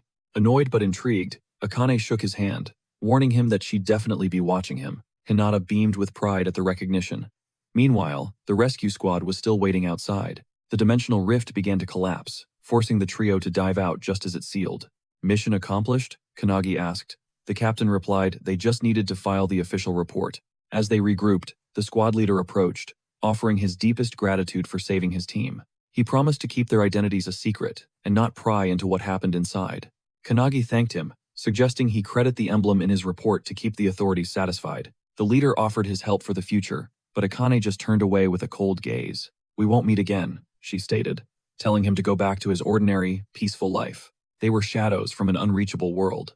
Then, on May 11th, a red streak tore through town. A guard caught a glimpse, but the speed was so blinding he couldn't even identify it. Suddenly, a bone-chilling roar shattered the sky. Back at HQ, the team prepared their debrief. Akane reminded them to start the paperwork, but Haneda's phone suddenly buzzed with an urgent alert. They were being summoned to the lab, an extremely rare occurrence right after a high-stakes mission. Inside the lab, 2 figures were already waiting in the shadows, one standing on a central stage. An icy, authoritative voice echoed, scolding Akane for taking so long with a rank 3 disaster. Kanagi recognized him instantly. It was the arrogant redhead they had encountered earlier. Akane's blood boiled at his condescending tone, hating how he acted like he owned the place. Hinata stepped in to de-escalate, asking Director Kurihara exactly what was so urgent. The man on stage was the director himself. Once quiet, he played a classified analysis video. The footage showed a smoldering, glowing coal, which the director revealed was a lost prophecy grimoire. Recovered from a volcanic zone, the team had been desperately trying to extract its secrets. Kanagi doubted they could read such a ruined relic, but the director adjusted his glasses confidently. Using advanced AI and X-rays, they had finally deciphered one terrifying prophecy targeting Japan. The room went silent. Akane was horrified. This was a catastrophic event that wasn't on any records. Their research was world-class, making the discovery of an entirely unknown prophecy a statistical nightmare. But this wasn't just another mission. This was an omen that would change everything. The scarlet-haired veteran knows the drill immediately. A 4-man recon op is a go. The director smirks, praising his sharp instincts. He explains that elite units usually handle this, but every heavy hitter is currently deployed on other fronts. A sudden realization hits Kanagi like a truck, so that is exactly why Midori was missing when they returned. The director barks an immediate departure order, promising to send the full mission brief via encrypted email. Kanagi's jaw drops at the relentless pace of these missions, but the redhead just scoffs he will get used to the grind. Dread coils in Kanagi's gut as he grips his fists white-knuckled. This time, the fate of the entire world is on the line. Thud. Suo slams the desk and towers over them, declaring with unbearable arrogance that he and his 3 subordinates will be the ones crushing this mission. Akane rolls her eyes, visibly irritated by his typical ego trip. As they head out, the director's voice turns cold with a final warning. Stay sharp, the true severity of this threat is unknown. He reminds them that even if the prophecy triggers, they must hold their ground and wait for the main force. No reckless moves. Inside the car, Kanagi can't shake the suffocating feeling of the looming, unknown dangers ahead. From the front seat, Suo surprisingly suggests some shut-eye, acknowledging that Kanagi just survived his brutal baptism by fire. But Akane's pride flares up instantly. She snaps back, refusing to take orders from him. To her absolute shock, though, both Hinata and Kanagi are already out like lights. Frustrated, Akane vows to remain the sole guardian of the night. She battles her heavy eyelids, but the crushing fatigue of war eventually drags her into the deep abyss of sleep. The vehicle screeches to a halt. Akane jolts awake to find the seats empty. Panic surges as she scrambles outside. She finds the team perched on a cliffside, mesmerized by a sinister glow. Her heart stops at the sight below. A gargantuan magic array scars the earth, its sheer magnitude defying logic. Hinata pales, instantly sensing the catastrophic scale. It is a nightmare come true. The prophecy is reaching its peak as skeletal horrors claw their way out of the dirt. Entombed in massive, glowing crystals, these undead abominations bathe the entire valley in a ghostly, sickening light. Ice runs through their veins. They are too late. These skeletons are the 23 missing residents mentioned in the report. Just as the files stated, Suo's eyes darken as he recalls a blood-soaked incident from 30 years ago. The Wakayama mansion disappearance the day a dimensional rift almost swallowed reality. As he recounts the horror, the central monolith erupts. Violent pulses of energy skyrocket into the clouds. Suo screams for them to move now. Steel rings out as Suo draws his blade. What is the play? Hinata asks. We end this, Suo growls. Akane hesitates, citing orders. They were supposed to wait, but the debate is cut short by a crushing, monstrous aura exploding from behind them. They spin around and find Kanagi radiating a terrifying cloak of energy, his eyes locked onto the impending battlefield. His power level is off the charts. But Suo does not blink. He leaps into the fray, commanding the team to follow. They charge down the slope, Akane screaming at him for being a reckless idiot. But there is no turning back now. Suddenly, Hinoki and the mage freeze. A familiar, sickening scent catches the wind and fills their lungs, a smell they have encountered in their darkest nightmares. Boom! The ground trembles violently before erupting in a massive burst. A colossal hand claws its way out of the underworld. Hinoki's pupils dilate. He knows exactly what this stench is. It is the rot of a forbidden technique, the prophecy of scorching heat. Hinoki begins to recount a legend from the shadows. Back in the era of peace, the Dark Mage King, Bando Shijima, painted the world red with a horrific genocide. The Onmyojis finally executed him, but not before an entire village was sacrificed in his wake. Shigemaru had harvested their blood to ink, a magic circle designed for one purpose, a reincarnation, 1,000 years in the making. He plans to feast on humanity and reign as the Demon King. He left behind a cursed technique to ensure his return, a blueprint for a blood sacrifice. And now, in the modern age, Shijima has returned as an unrankable boss, an unknown threat with a singular terrifying goal, to turn the prophecy of scorching heat into a fiery reality. He stares at his palms and curses. This new body is weak, far below the godlike power he once wielded. He scans the horizon, wondering if the blood sacrifice was insufficient for his perfect resurrection. He scoffs 1,000 years, and the world is still the same. But then, a twisted, maniacal grin splits his face. He spots the anti-prophecy unit closing in. To him, they are not heroes, just more fresh lambs for the slaughter. Blade of Yin, he bellows. A cataclysmic explosion erupts directly beneath the charging anti-prophecy team. Kanagi's heart stops as the blast consumes his friends. But as the smoke clears, his gaze turns cold and murderous. A void-black magic circle erupts beneath their feet. This is the forbidden Death Realm art, unleashing hundreds of vengeful spirits from the abyss. Ghostly claws lunge to drag Hinata and Akane into the darkness. They struggle wildly, realizing Shijima's power is on a terrifying level. Shijima's mastery is far beyond their worst nightmares. As he gloats over his success, a sudden chill crawls up his spine. Kanagi strikes with a lethal surprise attack. Yet, Shijima dances through the air, dodging the blow with sickeningly effortless grace. Amateur, he sneers, instantly triggering the plate of yin beneath Kanagi.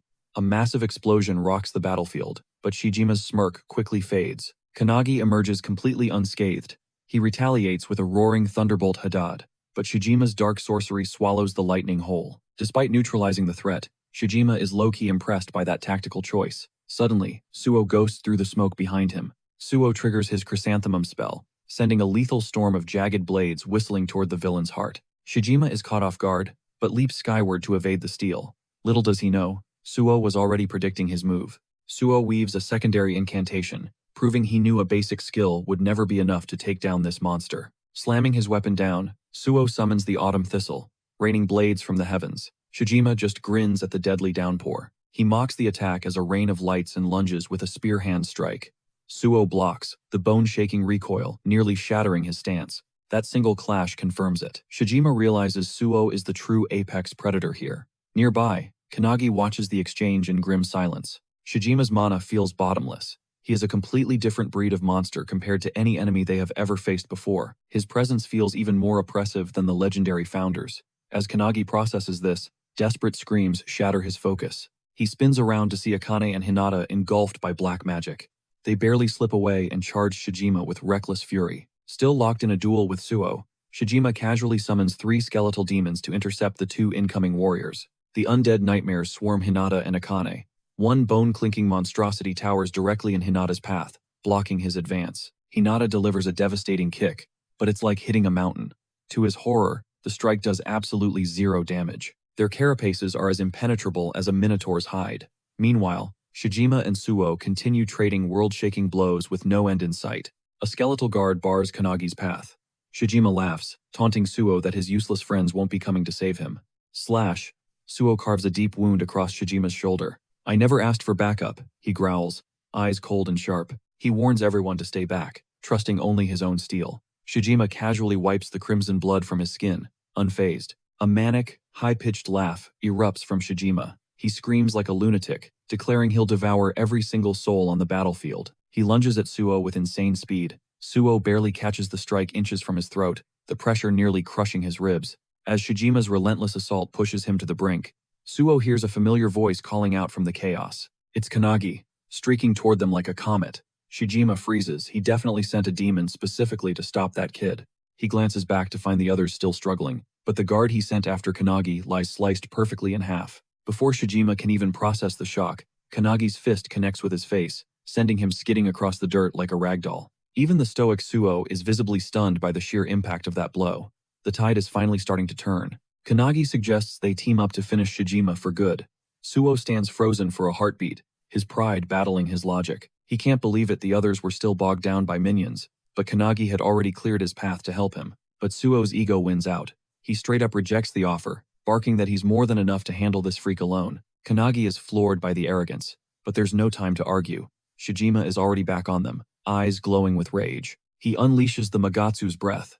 A devastating pillar of concentrated energy incinerates everything in its path toward them. Suo tanks the hit, but the shockwave sends Kanagi crashing through a tree. His vision blurs as the world fades to black. As consciousness slips away, Kanagi finds himself standing before the spirits of Hinoki and the ancient mage. "You've collapsed," Hinoki explains calmly. They've pulled his spirit into the inner sanctum of his own mind to recover. Though his physical shell is racked with agony, Kanagi fights to stand. He refuses to stay down while his friends are dying. "Send me back now," he pleads desperately. Suddenly, a deep, authoritative voice booms through the void, commanding him to halt. A mysterious power forces him to wait. Outside, Suo is barely weathering Shijima's savage, non-stop storm of attacks. Shijima sneers, actually praising Suo for having the same lone wolf mentality. They are two of a kind in his eyes. They both believe they don't need anyone.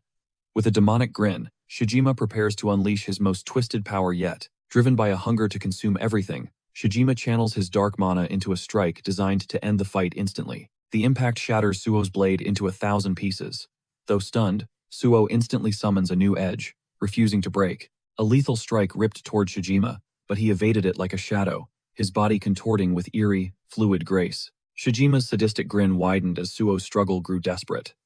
Meanwhile, within the ethereal spiritual realm, Kanagi's astral form watched the carnage below.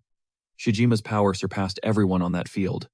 Hinoki whispered to Kanagi, this monster was out of his league. The mage chimed in, noting Shijima's precision was nothing short of terrifying. If more souls had inhabited this land, Shijima might have already ascended as a demon king. She warned Kanagi, his death would grant Shijima ultimate power to decimate civilization. Finding the grimoire? Pure, chaotic luck. Then Hinoki moved, demanding Kanagi let them possess his body to extinguish this threat once and for all. But to their utter disbelief, Kanagi flatly refused.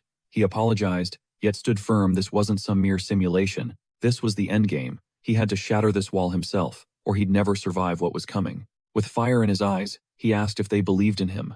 The mage protested, but Hinoki silenced him. Chuckling, he told Kanagi he'd already won them over. Hinoki placed a steady hand on Kanagi's shoulder, recalling his vow to eclipse the founders. He told Kanagi to unleash everything and fight on his own terms. The encouragement ignited Kanagi's resolve. Hardening his gaze, he faced the chaos, asking the founders to witness his path. Without a second's delay, he bolted toward the crater, where Shijima and Suo were still clashing fiercely. Suo was a broken mess.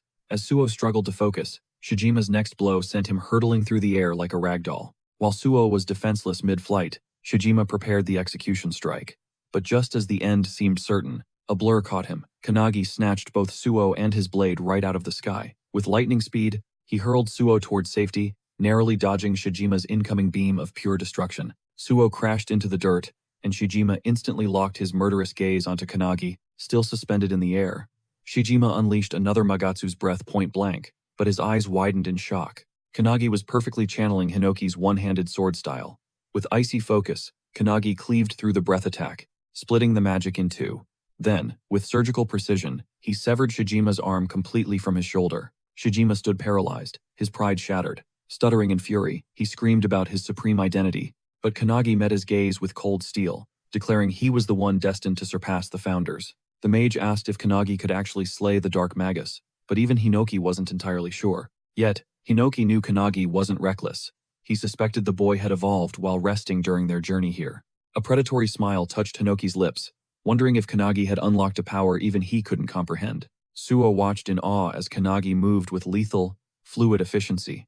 He just rejected the help that now saved him. Kanagi pressed the advantage, a flurry of slashes forcing Shijima to desperately teleport back. Shijima retaliated with his forbidden art, pomegranate, raining down chaotic energy pulses. Kanagi danced between the blasts, only to realize these shots were homing in on his soul.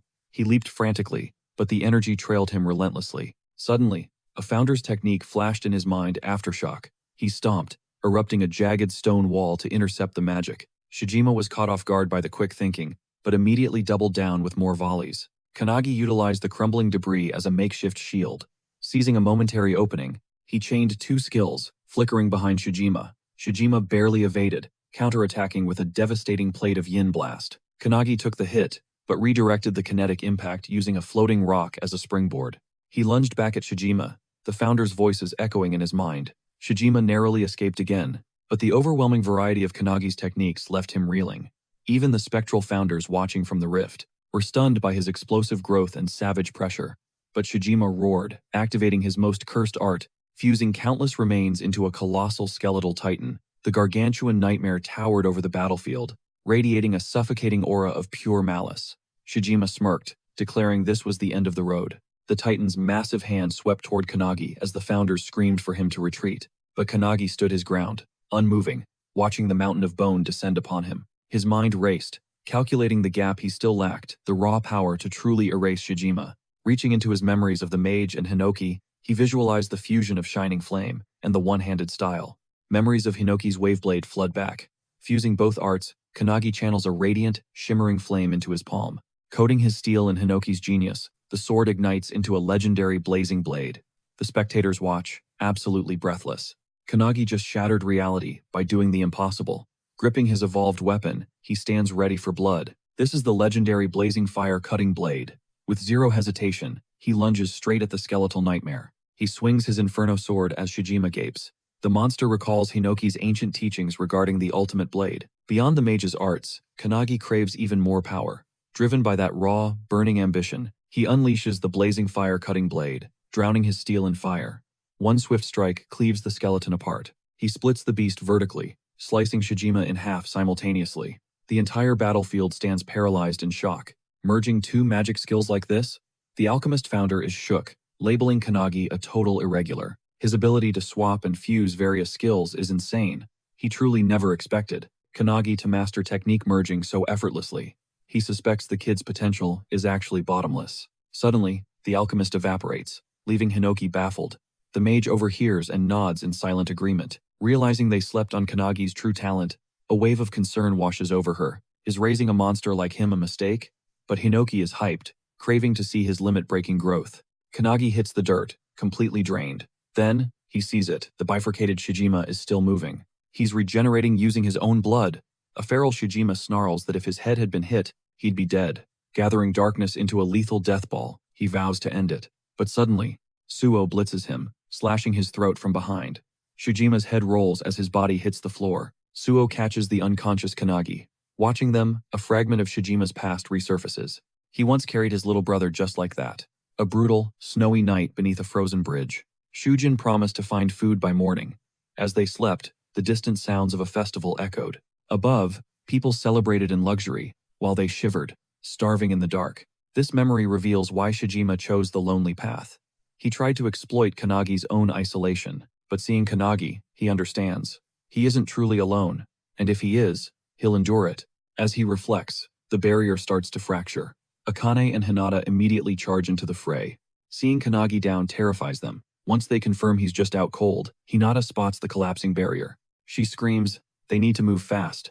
What if all this built-up energy just explodes? Suo grips his hilt. If that happens, everyone here is getting crushed to death. They have to hit it with everything they've got to deflect the blast. Suo sounds confident, but inside, he doubts they can pull it off. They're too weak. But there's no choice. Suddenly, the unconscious Kanagi raises his blade, drawing massive energy. Suo watches, stunned. Hinoki takes the wheel. He pilots Kanagi's body as the barrier detonates. Everyone goes full power. Hinoki unleashes his splitting cloud style. Meanwhile, a red-haired man sprints toward the chaos. His subordinates warn him of the impending collapse. Then, the barrier finally bursts open. They fear they're too late, but then a blinding beam of blue light pierces the sky. From Kanagi's sword, the red-haired man watches in awe, recognizing a master technique. His name is Suo Makoto. The anti-prophecy unit captain stares at the spectacle. Who could possibly possess such skill? Later, over Peru, Midori calls Makoto. He's shocked the new recruit actually stopped the unknown prophecy. Back in Japan, Makoto stays on the line. This was a rank 1 prophecy, something on a completely different level than their usual encounters.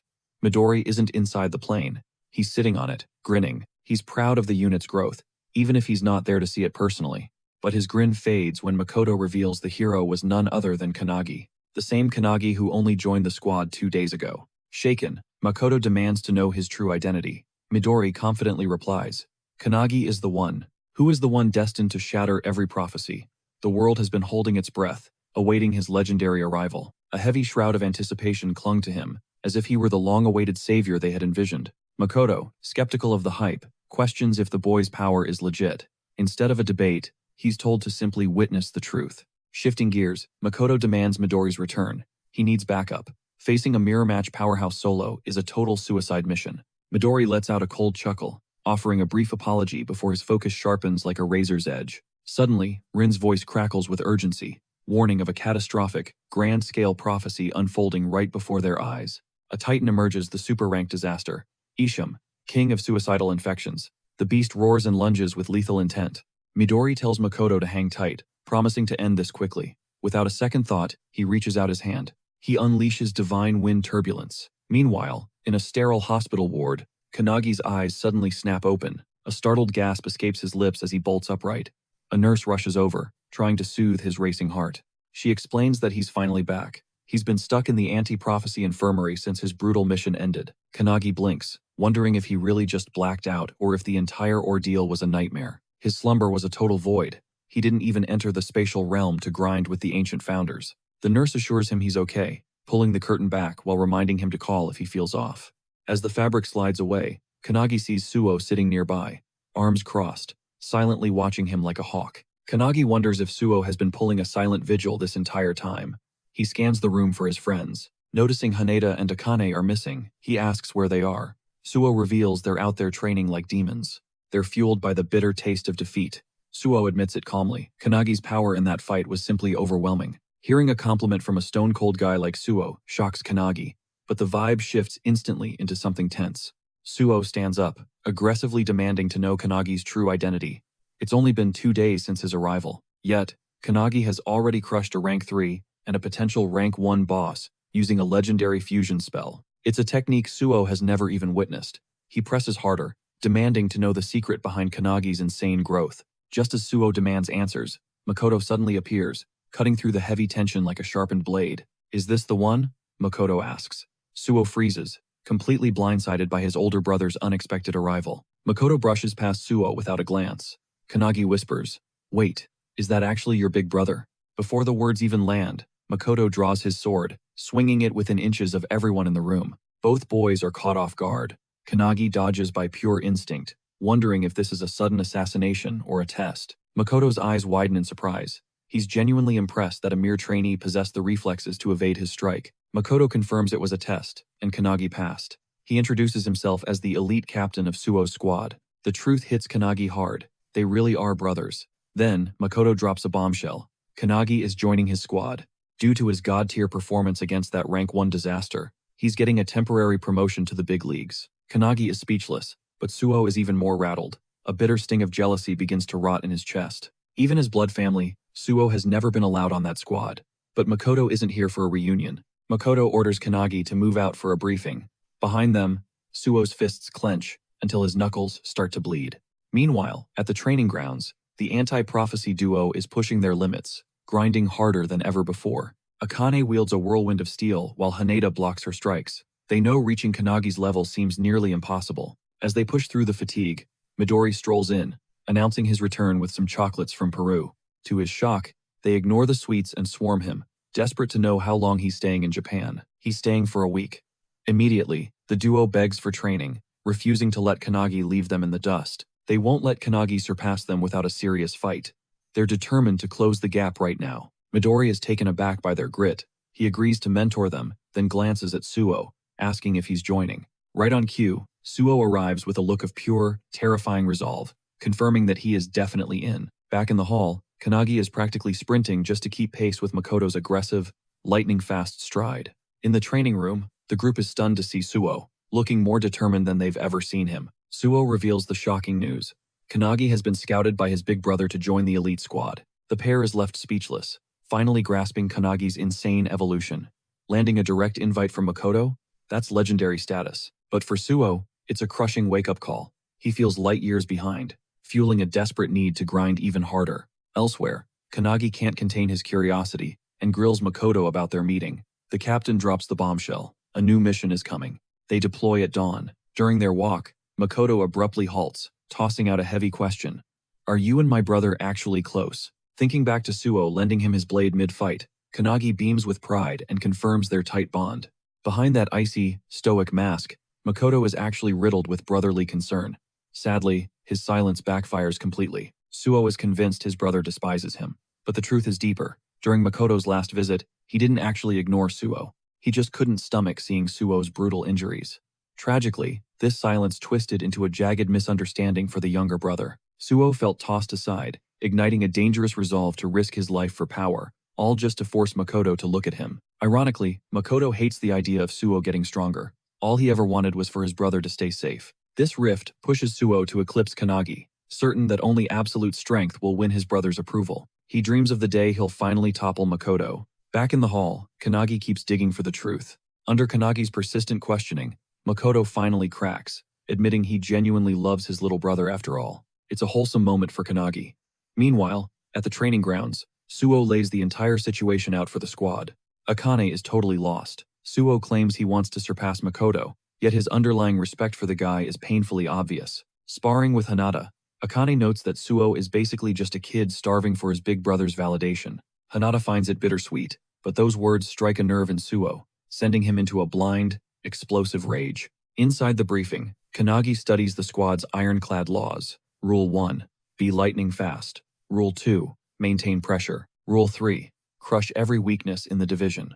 There's a reason Makoto's unit is feared as the absolute strongest. This 7-man squad is built for pure destruction, a small, elite force designed to execute high-stakes tactical strikes. They only hunt rank 1 nightmares. Strapped into the chopper, the squad prepares for their descent into the danger zone. Jikaru casually flexes, stating the captain carries 90% of their power, while the rest are essentially background characters. Since Kanagi's just a temp, expectations are rock bottom.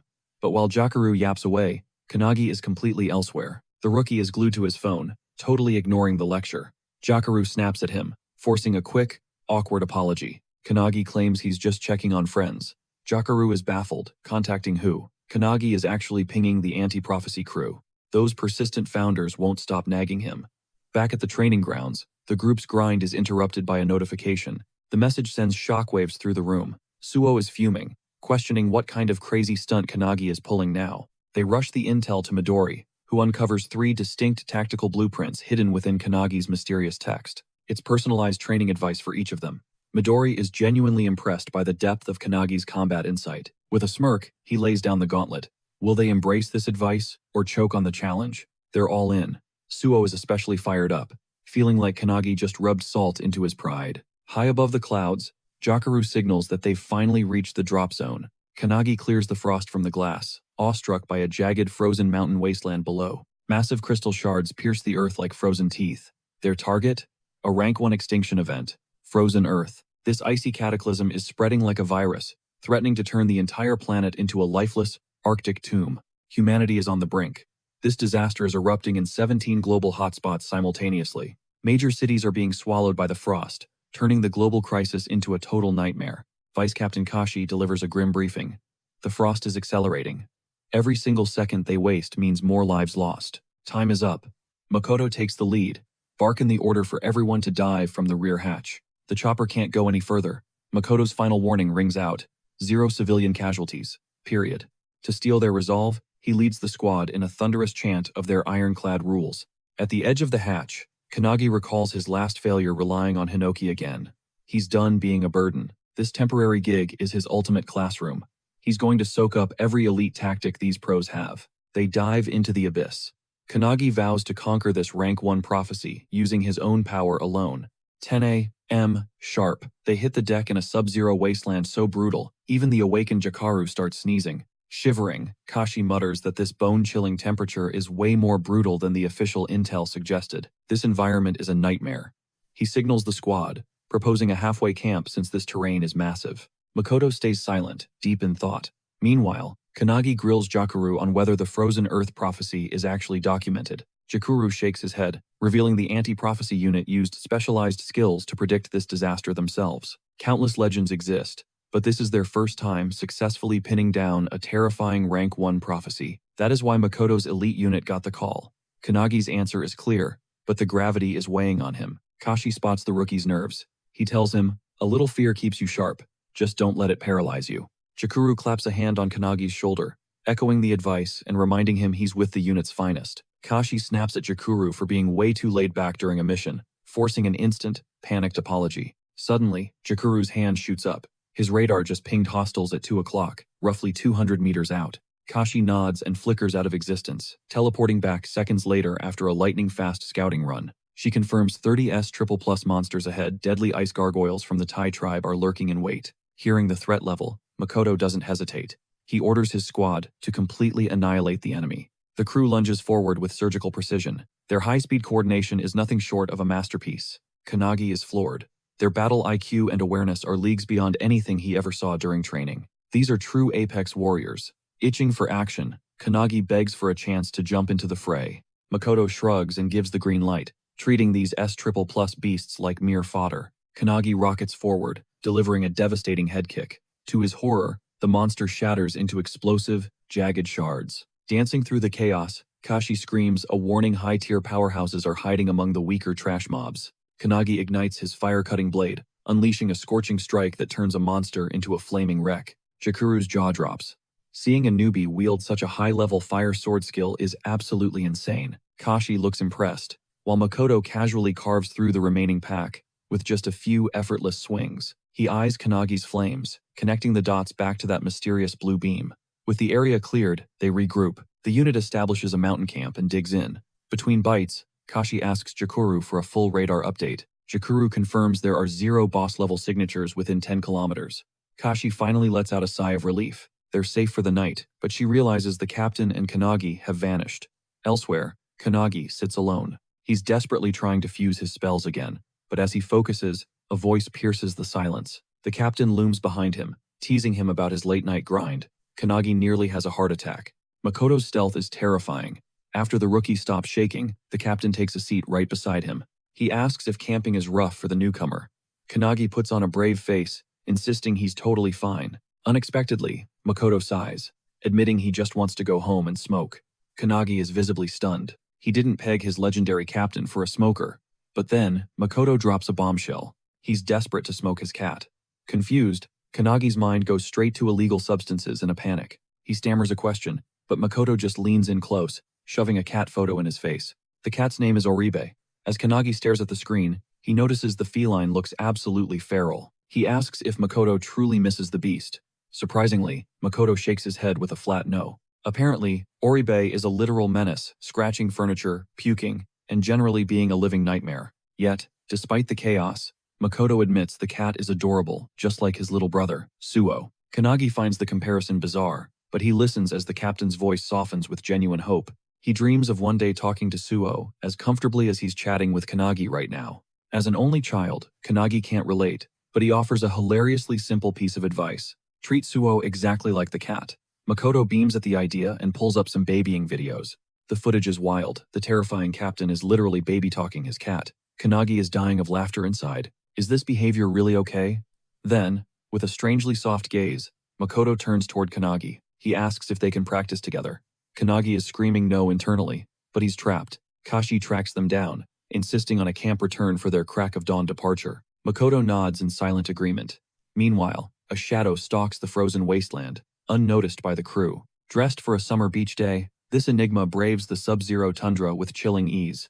When confronted, he claims he's here to fulfill a destiny etched into this very soil. Clutching a mysterious tome, the solo awakener treks toward the same peak as Makoto's squad. Back at camp, Kanagi drifts into a dream realm training session with the ancient founders. Today's trial? Archery. A grueling lesson designed to sharpen his mental focus to a razor's edge. Under Margaret's stern watch, Kanagi struggles with a massive bow, beads of sweat stinging his eyes. Margaret probes if the strain is breaking him, while Hinoki whines about the lack of swordplay. The mage swiftly shuts him down, reminding the hothead that yesterday was his day for glory. Margaret marvels at Kanagi's iron resolve. His concentration has evolved massively since their first encounter. Kanagi credits his elite squad, fueled by a burning desire to never let them down. With laser-like focus, he lets fly. The arrow pierces the bull's eye with terrifying precision. Margaret stands stunned as Kanagi collapses in relief. She warns him to burn this sensation into his soul. The moment the session ends, Hinoki's bloodlust ignites, his excitement practically radiating off him. Unsheathing his blade, Hinoki demands a duel, but reality pulls Kanagi back to the waking world. The crew rouses him, it's go time. Makoto gathers them, his voice grim with determination. Today, they hunt the legendary boss of the prophecy. Suddenly, a swarm of bluebirds halts their advance. As the team strikes, the internal founders remark on how trivial this mission seems for them. Yet, the mage senses a ripple of dread from an elder founder. Something is deeply wrong. The battlefield clears as they shred the monsters, but the victory feels strangely hollow. Makoto signals Jakaru to push ahead and scan the horizon for their true objective. Jakaru pales, reporting a massive entity 2 kilometers out, and it's charging straight for their throats. The blood drains from his face as he delivers the nightmare news. Impact in 10 seconds. Out of the whiteout emerges the unknown god, Calmetus, wearing a mask of pure, maniacal fury. Her aura is suffocating unlike any beast they've ever hunted. Makoto roars the order to engage. Moving as one, the squad strikes. Jakaru unleashes his spectral chains to bind the divine monstrosity. Kashi rains down a storm of steel, but the boss stands untouched. Not a single scratch. As Calmetus prepares a counterstrike, she flinches, sensing a sudden, overwhelming pressure from the heavens. It's Kanagi, plummeting from the sky with a vertical slash infused with the founder's raw power. He gambles everything on this opening, channeling every ounce of his spirit into a single, devastating blow. His blade erupts in a pillar of flame, but it washes over the boss like nothing. Calmetus sneers, swinging her to tangent-sized blade and blasting Kanagi into the frozen earth below. The impact is sickening. Jakaru fears the worst, but Kanagi is still breathing among the shattered ice. Miraculously, a crystal formation broke his fall. Nearby, Kashi realizes why this deity sits at rank 1. She shifts her gaze to Makoto. The fate of the entire squad now rests on his shoulders. Jakaru instantly yanks Kanagi away, warning that getting close now is just a death wish for both. The air screams as Calmetus brings her full, divine wrath down upon their stoic captain. A colossal shockwave erupts, leaving Kanagi paralyzed with fear for Makoto. But then, the impossible happens. Makoto catches the strike inches from his face, stopping the god's fury with terrifying ease. Without breaking a sweat, he riposts. A silver flash later, the boss's arm hits the snow. Hinoki is losing his mind with hype, begging to take control and join the slaughter. Kanagi shuts him down hard. Meanwhile, Makoto stands before the bleeding goddess, cold as ice. He calmly admits this was meant to be a lesson for the squad, but playtime is over. "I'll finish this," he declares. Instantly, the crew retreats, deploying a massive barrier around the carnage. The second the shield locks, Makoto floods his steel with red dragon energy, erupting into a hellish inferno. Merging it with a sanguine glow, he hurls a colossal firestorm that vaporizes nearly half the boss's torso. Kanagi stands frozen in pure awe. That flame style. It's eerily similar to his own secret arts. Yet, this is leagues more devastating. Without that shield, they'd all be charcoal. Kanagi whispers a grim apology. Claiming it's his sacred duty to save the world, he suddenly lets out a cat-like meow. Cringe levels hit the ceiling for everyone watching. Analyzing the clash, Kanagi realizes Makoto's prowess completely eclipses Hinoki's. This man is truly built different. Captivated by such mastery, Kanagi's only wish now is to become his disciple. Makoto doesn't let up, delivering a lethal follow-up that cleaves the boss in two. But in a heartbeat, a blinding streak of light pierces the chaos. Before he can blink, Makoto's arm is ripped clean off. He spins around, only to find a massive, smoking cavity through Jakuru. Pure terror grips Kanagi's soul. Like a horror movie, his allies are being shredded one by one, painting the battlefield in crimson. Kanagi lunges to catch the falling Jakuru, but the dying warrior shoves him back with his final breath. He can only stare as the brothers in arms he was just fighting alongside drop like flies. Even on death's door, Jakuru is haunted by failure. His radar never even pinged the incoming strike. With a final, choked apology to his captain, he collapses onto the cold earth, gone forever. Praying his team identify the sniper's location, Kashi barely manages to stay in the safe zone. Suddenly, lethal beams skewer more members instantly. Clutching his mangled stump, Makoto prepares for the worst. "Take cover, now," he bellows, identifying the onslaught as a high-tier skill attack. The squad scatters in a desperate scramble for survival. Kashi screams for a downed comrade to get up, but they freeze, paralyzed by their captain's gruesome injury. This attack is absolute, it ignores every defense. No shield can stop it. Whatever those beams touch, simply ceases to exist in this world. Another death ray locks onto Makoto, but he defies gravity to dodge. Kashi's heart sinks in pure dread. The boss is spamming attacks while rapidly healing. Their only hope is a single, overwhelming finishing move. She looks to Kanagi for the counterstrike, but he's already broken, kneeling among the carnage. Staring at the broken bodies of his friends, he begs the founder Valentine with a trembling voice. "Can you bring them back?" he sobs, but Valentine looks away, her apology confirming death is final. A heavy silence falls before Kanagi takes a shaky breath, finally calling out to every last founder. He tried to be the hero alone, but now he admits he's reached his absolute limit. Hinoki doesn't waste a second, seizing control of his vessel. Meanwhile, Makoto's tactical mind is racing. He realizes the strike completely ghosted Jakuru's detection. Since his radar maxes out at 3 kilometers, this nightmare must be raining down from way beyond the horizon. To kill Jakuru and maim Makoto from that range, their hidden foe is a literal monster. Refusing to let his brother's blood be spilled for nothing, Makoto prepares his final stand. He shatters his limiters, channeling a tidal wave of mana that far exceeds his body's capacity. He hones his senses to a razor edge, locking onto a target hidden miles away. The faces of his fallen comrades flash before his eyes, turning his grief into cold, hard resolve. Coating his blade in a blood-red glow, he detonates a firestorm that carves a path through the earth. The blast incinerates everything until the coward hiding in the shadows is finally dragged into the light. Standing there is just a casual kid, looking bored. He's actually impressed. Makoto sniffed him out. "Not bad for the strongest squad's leader," he smirks. But Makoto's blood runs cold. His ultimate attack was just eaten. The stranger claims that if Makoto still had 2 arms, that move might have actually killed him. He begins summoning ominous, swirling orbs of pure darkness. As he approaches, he flicks a death orb with 0 effort. Makoto swings, fighting for his life. He flash freezes an ice shield before teleporting behind the boy, aiming a decapitating strike at his throat. But before the blade lands, that same light beam strikes, tearing a massive chunk out of Makoto's chest. Unscathed, the kid coldly mocks Makoto, claiming he saw that move coming from a mile away. But then he drops a bomb. Makoto is the one with a foot in the grave. Fuming, Makoto pushes his limits. He charges with a desperate swing, but the boy effortlessly dances away, delivering a savage counterkick. It slams right into Makoto's gore, yet Makoto was baiting him. He flips his blade, striking with the hilt.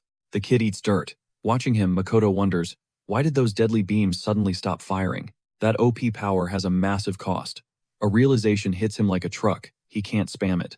Now, it's a battle of pure attrition. Scraping himself off the floor, the kid rises once more. He sticks the landing, confirming Makoto's guess, but he's quick to point out the obvious gap between them. They aren't in the same league. Makoto is falling apart, one arm gone and half his body shredded. But Makoto doesn't know the meaning of quit. He recalls the 3 sacred rules of his squad. Using those words as fuel, he prepares for his final stand. His resolve is absolutely terrifying. He ignites a surge of electric flame, literally searing his own flesh to stop the bleeding, screaming the 3rd rule, crush your limits. He forces his body to move one last time.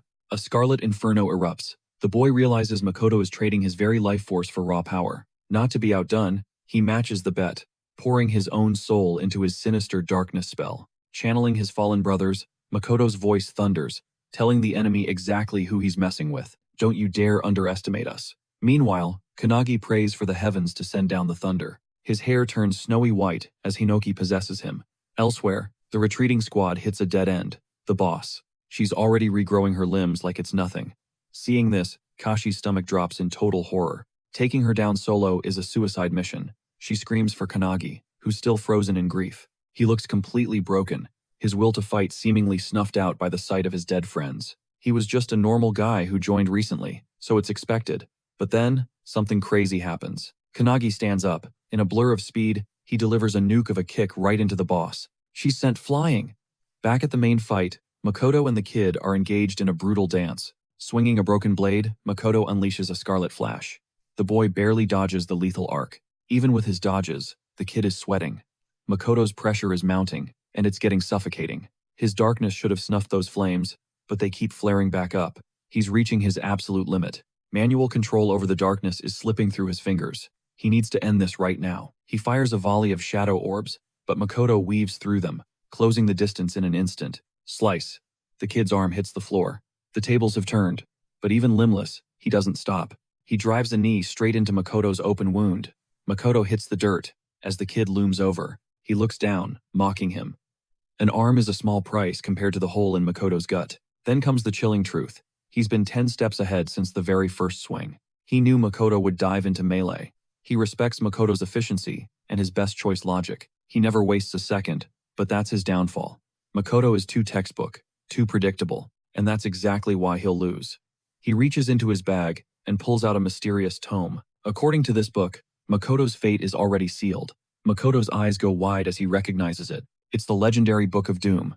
As the kid flips it open, a terrifying truth is revealed. He explains that if a group exists to stop fate, then one must exist to ensure it. A group dedicated to the apocalypse. Makoto is floored. He had no idea this shadow war even existed. Then, the big reveal. He's one of the 12 apostles of the apocalypse. He's the 12th of darkness, the harbinger of the end. Makoto can barely process the insanity. He demands to know why the kid is so obsessed with burning the entire world down. Flipping pages with a smug grin, he asks if Makoto will ever forgive him. That smugness snaps Makoto. With zero hesitation, Makoto swings for the fences, nearly tearing through the kid's shoulder in one blow. Makoto feels victory within his grasp as his enemy's mana runs dry, and his physical shell finally hits its absolute breaking point. He ignites his red dragon form, certain this ultimate trump card seals the deal. However, the tides are about to turn. Despite a mangled shoulder, the villain sneers, claiming Makoto's life is forfeit, before downing a mysterious vial in a desperate gamble. A blinding supernova of light erupts, stealing Makoto's vision. Hidden within that radiant flash, a lethal danger strikes. A brutal haymaker connects with Makoto's jaw, flooring him instantly.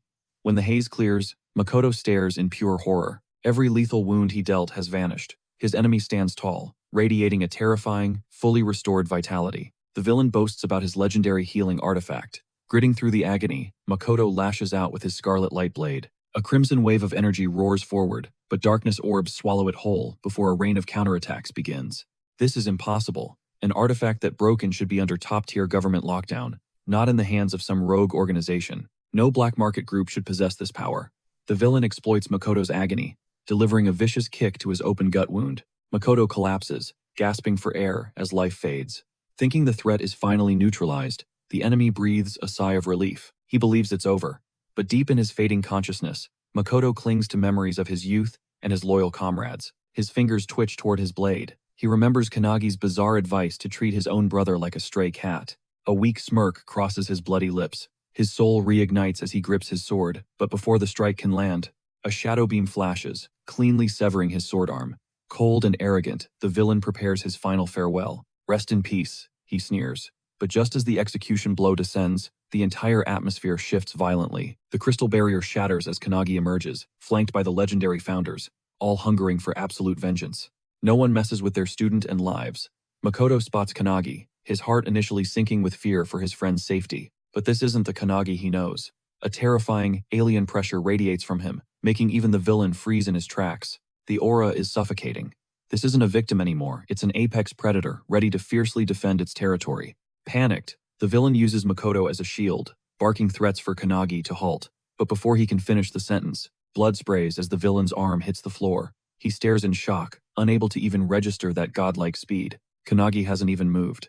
A casual swing from a distance was so powerful it actually dulled his own steel blade. The founders are stunned. That sheer force ruined the blade instantly. The alchemist founder steps forward to intervene. He transmutes a literal arsenal of weapons for Kanagi's disposal. With eyes burning like cold hellfire, the hunt begins. Unleash hell, Kanagi commands.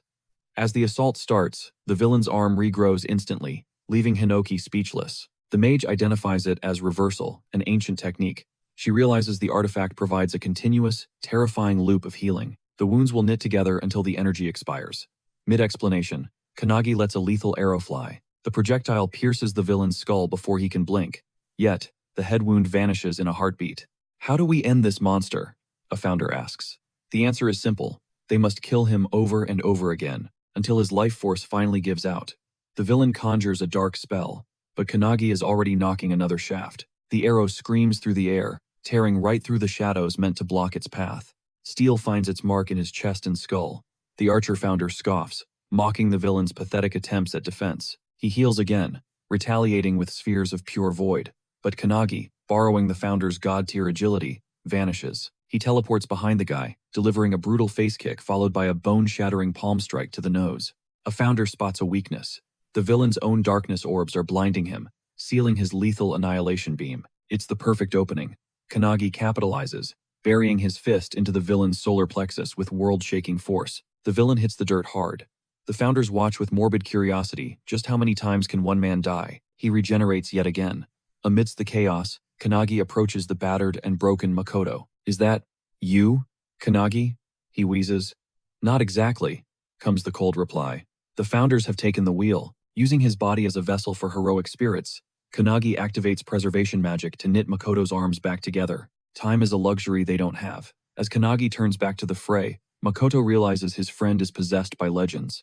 The legends are in total control. The villain staggers to his feet, reeling that his ultimate spells are being bypassed effortlessly. He's being completely outclassed. Before he can even process the gap, Kanagi closes in with a lethal spear thrust. The spear transfixes his heart. The slaughter is relentless, a never-ending cycle of death without a single moment to recover. A founder questions the mage. Will that spear through his chest finally stop his insane healing factor? But the blade slides right through. His flesh begins to knit back together as he tries to recover. Suddenly, Kanagi descends like a comet, slamming him into the dirt. He coldly wonders which limb grows back first. Even after total annihilation, he starts reforming from just a hand. By the time he is whole again, he is breathless and drained. He is being slaughtered, yet his ego refuses to lose to some brat. Desperate to flee, he lunges for Makoto's life, only to find Kanagi already blocking his path. With a twisted, predatory grin, Kanagi declares it is too late. Suddenly, Hinoki seizes control of the body, unleashing a lethal sword style. He carves the villain into a million bloody ribbons. Despite being pulverized, the man clings to a prophecy, but his confidence is finally starting to crack. Kanagi is a literal monster. As his body reforms yet again, he desperately tries to remember his divine mission. Shaking off the terror, he reaches into his bag for one last trump card. Swift as lightning, Kanagi severs his arm. The dropped artifact shatters, trapping Kanagi in a shimmering golden prison, the sand cage of time.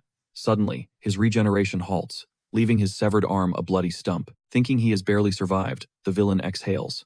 Meanwhile, the founders watch the cage, paralyzed with dread. Since his healing has peaked, the man gloats that not even absolute darkness can shatter this barrier. Kanagi is trapped inside. Trembling with relief, the villain announces his grand escape. Don't blink, Hinoki sneers. Suddenly, a crushing pressure erupts right behind the villain's back. He turns to find Makoto standing tall, healing effortlessly. How is this kid such an absolute beast? It traces back to his youth, training under the legendary Midori. Even Midori could not beat him. Midori realized he had nothing left to teach. On the world's strongest awakener's advice, Makoto sought new heights. He hunted for the most elite masters alive. But one by one, he surpassed every single legend. Swords, magic, or speed, it did not matter. Every master threw in the towel in less than 30 days. Finally, one of the masters pointed him toward back then, Hinoki Ichika stood as the unrivaled peak of swordsmanship. As Hinoki's younger sister, she became Makoto's ultimate mentor. For 3 intense years, he honed his skills under her guidance. During one fateful session, Makoto questioned her about a legendary technique, chronicled in the ancient text Indomitable. Even a master like Ichika couldn't grasp its mysterious secrets. She claimed only the founder could wield it, fueling Makoto's obsession with the pages he had studied so intensely. Soon, Ichika hit a wall. Makoto had already perfected the Hinoki one-handed style, leaving her with nothing more to teach. Makoto hungered for power, but Ichika saw a limit. She described him as a stubborn bud that refused to blossom. She feared that despite his effort, he'd never truly flower in this life. Her only hope was a future miracle. She prayed a superior warrior would challenge him.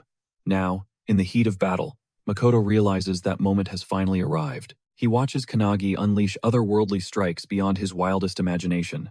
Just as Ichika once predicted, this once-in-a-lifetime chance was here, and he wouldn't dare waste it. Deep down, he whispers a silent thanks to his master. He presses his mangled, severed limbs together, leaving the legendary founders completely baffled by his desperate actions. Kanagi watches his captain face the enemy outside the cage with growing dread. Suddenly, Makoto begins radiating a familiar, terrifying aura. Elsewhere, deep within the anti-prophecy stronghold, Midori spars with Suo when something shifts in the air. A monstrous presence erupts. A violent blast shatters the facility, revealing a gaping hole in the fortress wall as the smoke clears. Midori has vanished. Back at the front lines, the enemy reels in shock as Makoto executes an impossible maneuver. Even broken and bleeding, Makoto radiates a lethality that screams certain death for his foe. Hinoki teaches Kanagi that warriors are like flowers, destined to bloom only when they reach their absolute zenith. Through sheer will or ultimate mastery, this is it, the precise second Makoto transcends his mortal limits. Looming behind Kanagi, Hinoki commands him to etch this sight into his very soul. The gravity of the moment finally sinks in. Like a flower unfurling, Makoto raises his phantom grip with cold, ironclad resolve. He finally unleashes the lost art of the Hinoki style. Indomitable.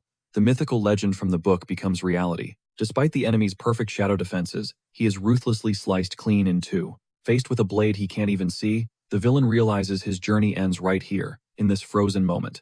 As his foe crumbles, Hinoki commends Makoto for forging a weapon from nothing but pure, concentrated thought. Dazed and disoriented, a realization washes over Makoto. He has finally become the legend he always dreamed of being. He feels truly blessed for the fleeting moments shared with his family, his brothers in arms, and those who followed him. Every hardship and triumph forged this strength, even if this breath is his very last. Fading into darkness, he whispers a silent apology to his brother and his cat as consciousness slips away. Through the haze, Kanagi approaches with a smile, offering his hand as a beacon of hope. Makoto understands that death isn't the final curtain. His legacy will live on through Kanagi's future deeds. Clutching Kanagi's hand with a final thanks, he falls as the cage dissolves. With the villain slain, Kanagi sprints to his fallen leader. Linked by the void's crest, he senses his fallen allies scattered across the battlefield, their lives extinguished. Just as Makoto slips toward the abyss, Midori streaks across the sky, catching him before he hits the cold earth.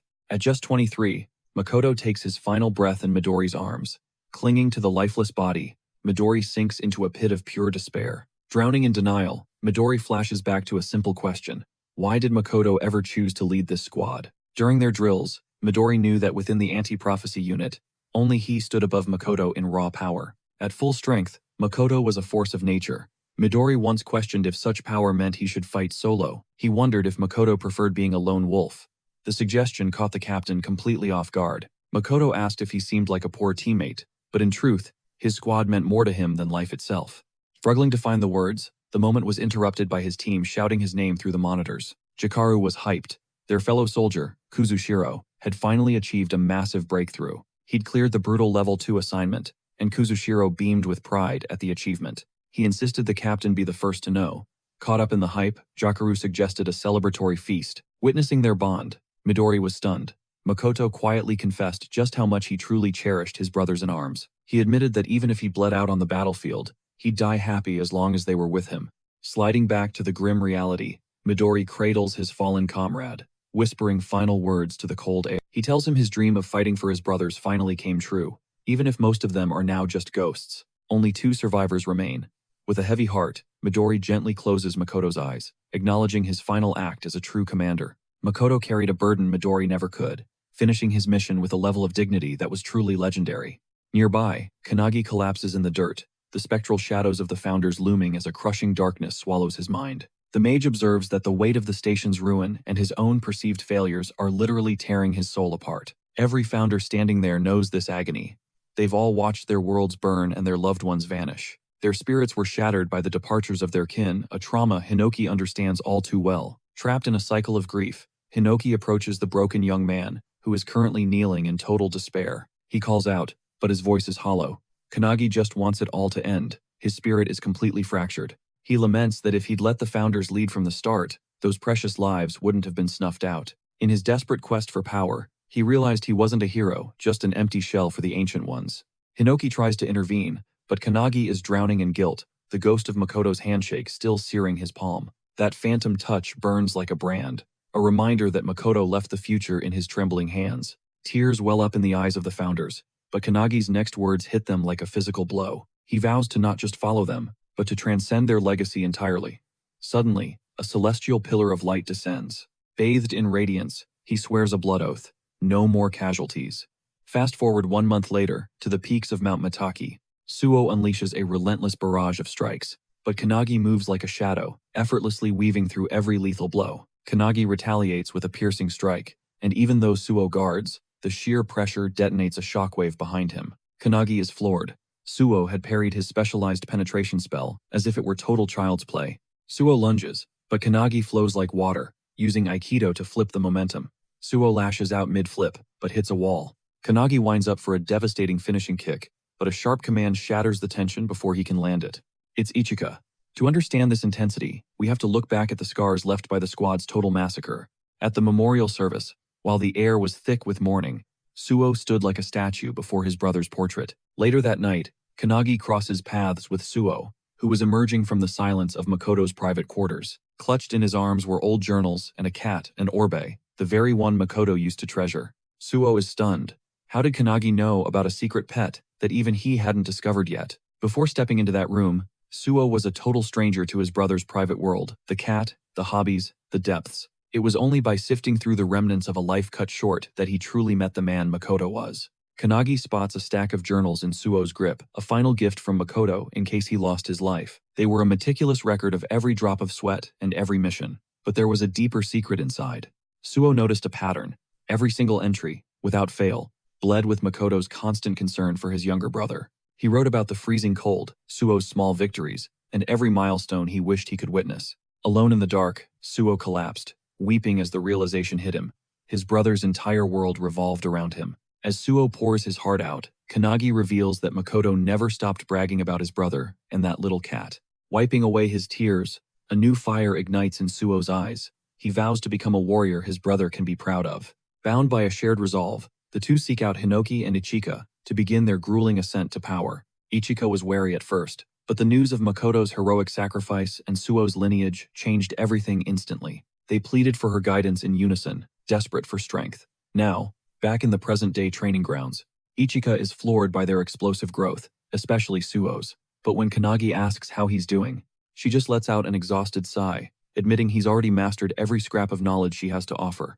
"Maybe I should be learning from you," she quips, before kicking a weapon toward them with a predatory smile. "Come at me like your lives depend on it," she roars. Without a second thought, the duo lunges forward. Suo strikes low, while Kanagi rains down from above, his mind focused on becoming the world's apex predator. He will become the strongest awakener alive. Meanwhile, across the ocean, in the misty streets of London, shadows stretch as he stalks the midnight streets. Suddenly, a figure emerges, identifying him as Quatra, an apostle of the apocalypse. Recognition flashes in Quatra's eyes. It's Midori. Without skipping a beat, Midori gets straight to the point. He demands the location of Quatra's hidden lair and allies, offering a chilling ultimatum: spill the truth or face instant death. Quatra doesn't hesitate, manifesting a bizarre heart-shaped pike and daring Midori to make a move. A crimson arc paints the alleyway walls. Then, Midori emerges from the shadows, completely untouched by the carnage. His comrades wait nearby.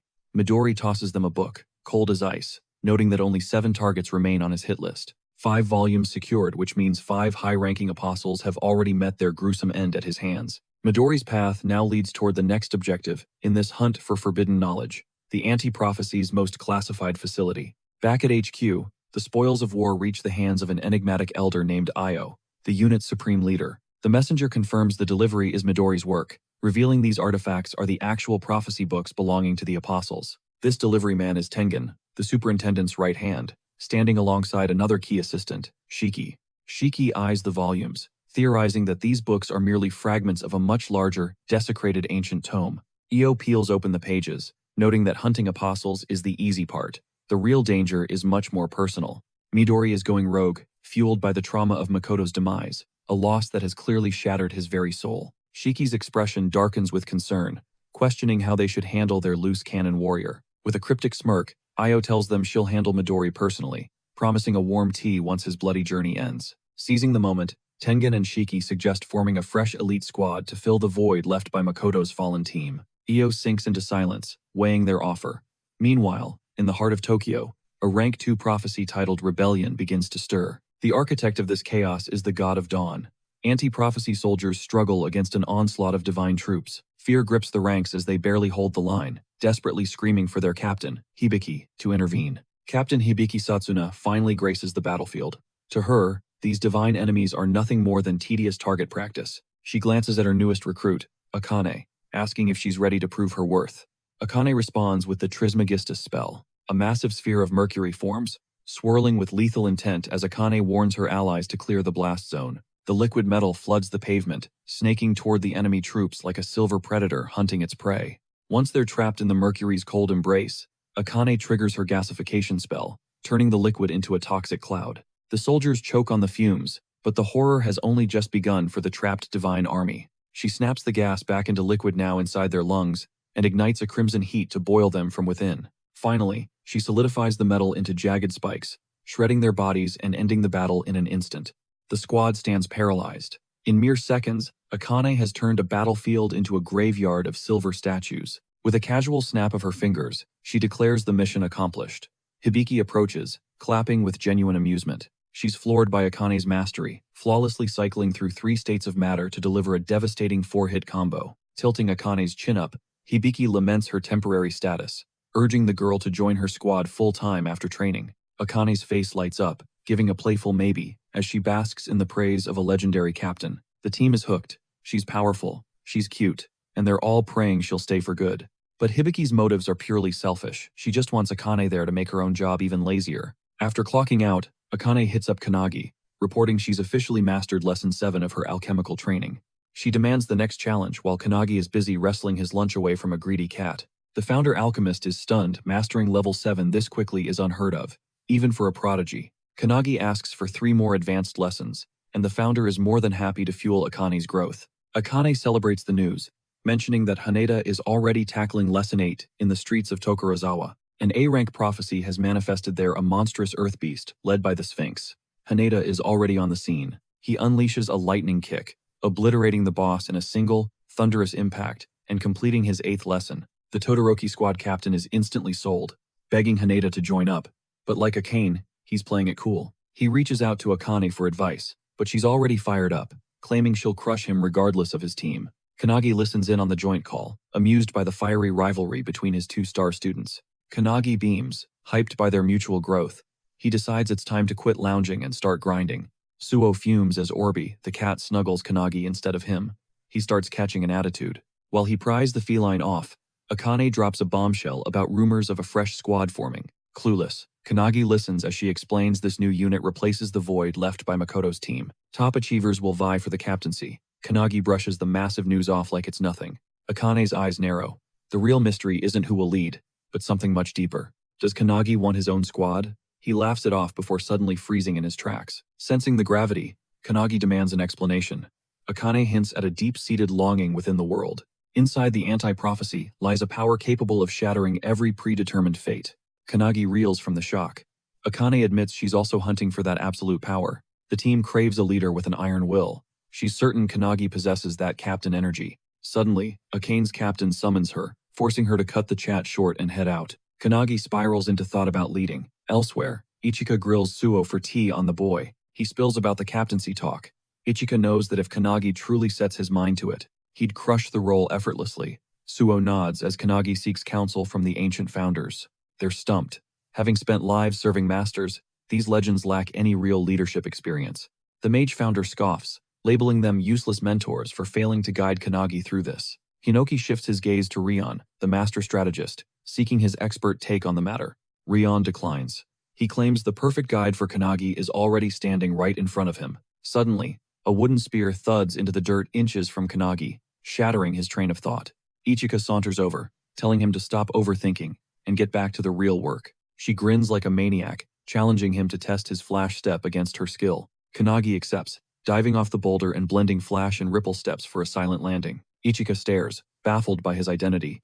The sheer mastery he's displayed feels like a fever dream. Achieving this in 6 months is unheard of. Kanagi remembers Hinoki's brutal training and endless failures. He chuckles, remembering the struggle of flash step. But there's no time for nostalgia. A surge of raw energy blazes toward him. Ichika lunges with her staff, but Kanagi blurs away. The staff cleaves the boulder behind him in two. Watching from the sidelines, Suo is speechless. Ichika doesn't care if he's focused. She'll beat that focus into him by force. Kanagi locks in, sweating slightly. Hinoki realizes Rion's perfect guide was Ichika all along. The mage founder finally sees it too.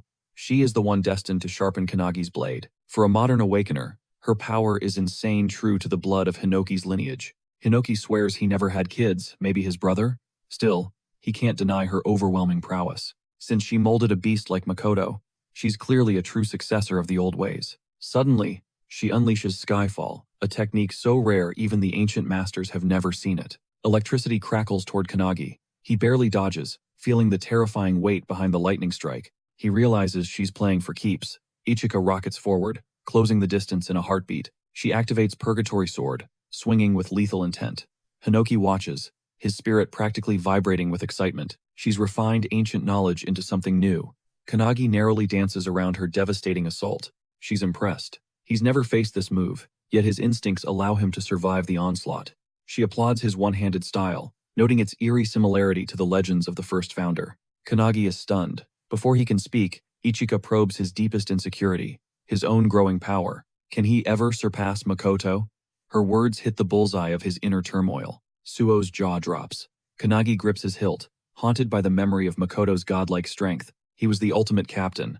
That legacy is the mountain Kanagi fears he can never climb. Out of nowhere, Ichika shocks him, insisting he shouldn't copy Makoto. Suddenly, she snaps at him to focus. Her aura flares as she unleashes her tan dance technique, summoning a massive, swirling water vortex. She reveals this move was forged by ancient masters, evolving the founder's original secret arts. Though they might never equal the founder's god-tier might, the gap in raw power remains legendary. Those masters never quit, slowly closing the distance. Suddenly, everything finally clicks for Kanagi.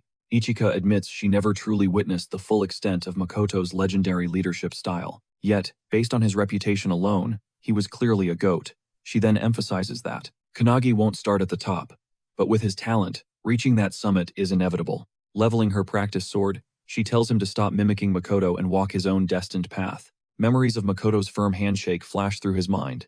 Looking back at that pivotal encounter, he knows he must chase the future rather than living in a shadow. Ichika's expression softens. She vows to personally forge his skills for that future. Immediately, their brutal, high-stakes training begins. They push past their breaking points. Fast forward 2 weeks.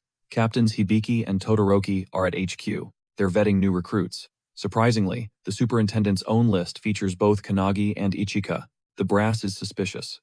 Meanwhile, a shadowy figure lurks outside, whispering into a phone. They confirm the infiltration is complete.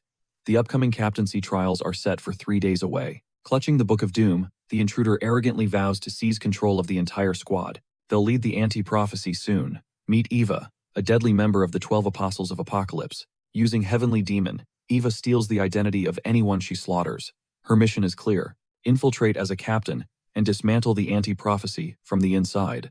Midori is on a rampage, already wiping out over half of the apostles. Terrified of Midori's direct might, they pivot to sabotage. Their creed is simple: fulfill the prophecy at any cost. 3 days later, the massive training grounds are buzzing. The captaincy selection has officially begun. As the elite candidates assemble, the proctor announces 4 trials. Only the top 4 move on. It's a ruthless point-based system. First place nets 3 points, second gets 2, and third gets 1. The highest score wins. The winner becomes the new squad captain. The superintendent watches with a sharp, calculating gaze. The instructor demands total effort. In a single roar, the candidates shout their resolve. Kanagi feels the intense pressure of the crowd. 8 rivals face off, including Koki and Akihina. Also competing are Sonobe, Hisagi, and the formidable Sakazaki from the Tsurusaki squad. Rounding out the list are Shikami and Iryu. But beneath the surface, a deadly threat hides among them. Eva, the apostle, is lurking in plain sight. Then there's the wild card, Kanagi. He's flying solo today because his captain is missing. Ichika is busy oversleeping. Her text is blunt. Win this, or you're dead meat. He really doesn't want to find out what that means. Kanagi locks in, ready to dominate. Elsewhere, Ichika is racing toward the arena on Suo. She's screaming for more speed. She can't miss the hype. She knows her student is going to absolute crush the competition. Trial 1, Mana Measurement. The crowd goes silent as the testing begins. Kanagi detonates his energy, obliterating the sensor and seizing first place instantly. Akihina, currently in 5th, watches in total disbelief. That raw power is terrifying. Sakazaki and Sonobe take 2nd and 3rd, realizing Kanagi is an absolute monster. Sakazaki notes that irregular geniuses like this occasionally break the grading curve. He assumes Kanagi is a mana prodigy, just like Shikami, who's currently trailing in 7th. Kanagi leads with 3 points. Trial 2, Hand-to-hand combat. Now, the real carnage starts. It's 1-on-1 for 2 points each. The proctor calls the very first fighter. Shikami steps up, boldly challenging Kanagi. He is undisputed as the squad's deadliest close-quarters fighter, a true combat anomaly. His legend traces back to when he was only 2 years old, trapped during a terrifying cross-dimensional rift. Yet, even while strapped into his baby stroller, he slaughtered every beast with his bare hands, leaving his mother speechless. A protector, born in blood. From the stands, Hibiki snaps at Todoroki, calling foul play for deploying a monster like Shikami. Todoroki just smirks. Why wouldn't he use his ace? Shikami is a god-tier hybrid of mana and muscle. He's been molding this weapon since day 1. Absolute power honed through brutal, relentless training. His record remains flawless. Not a single soul has bested him in a fistfight. Hibiki grits his teeth. Is this over before it even starts? Shikami's dominance feels genuinely unfair. The bell rings. Shikami closes in, demanding to know if Kanagi is the one coaching Haneda. Kanagi thinks of the founders. He claims he's just a messenger. Shikami isn't buying the cryptic talk. He insists someone is backing Haneda. The kid's a prodigy, but this growth is suspicious. He claims Haneda would have evolved regardless. Kanagi doesn't take the bait. He just nods. That calm agreement sets Shikami off. Pure rage boils over as he triggers violent bite. He morphs into a feral beast in a heartbeat, a blurred streak of carnage aimed at Kanagi. Kanagi weaves through the initial strike, but a savage claw swipe is already inches from his face. Todoroki beams with pride. This is the peak of Shikami's bloodlust.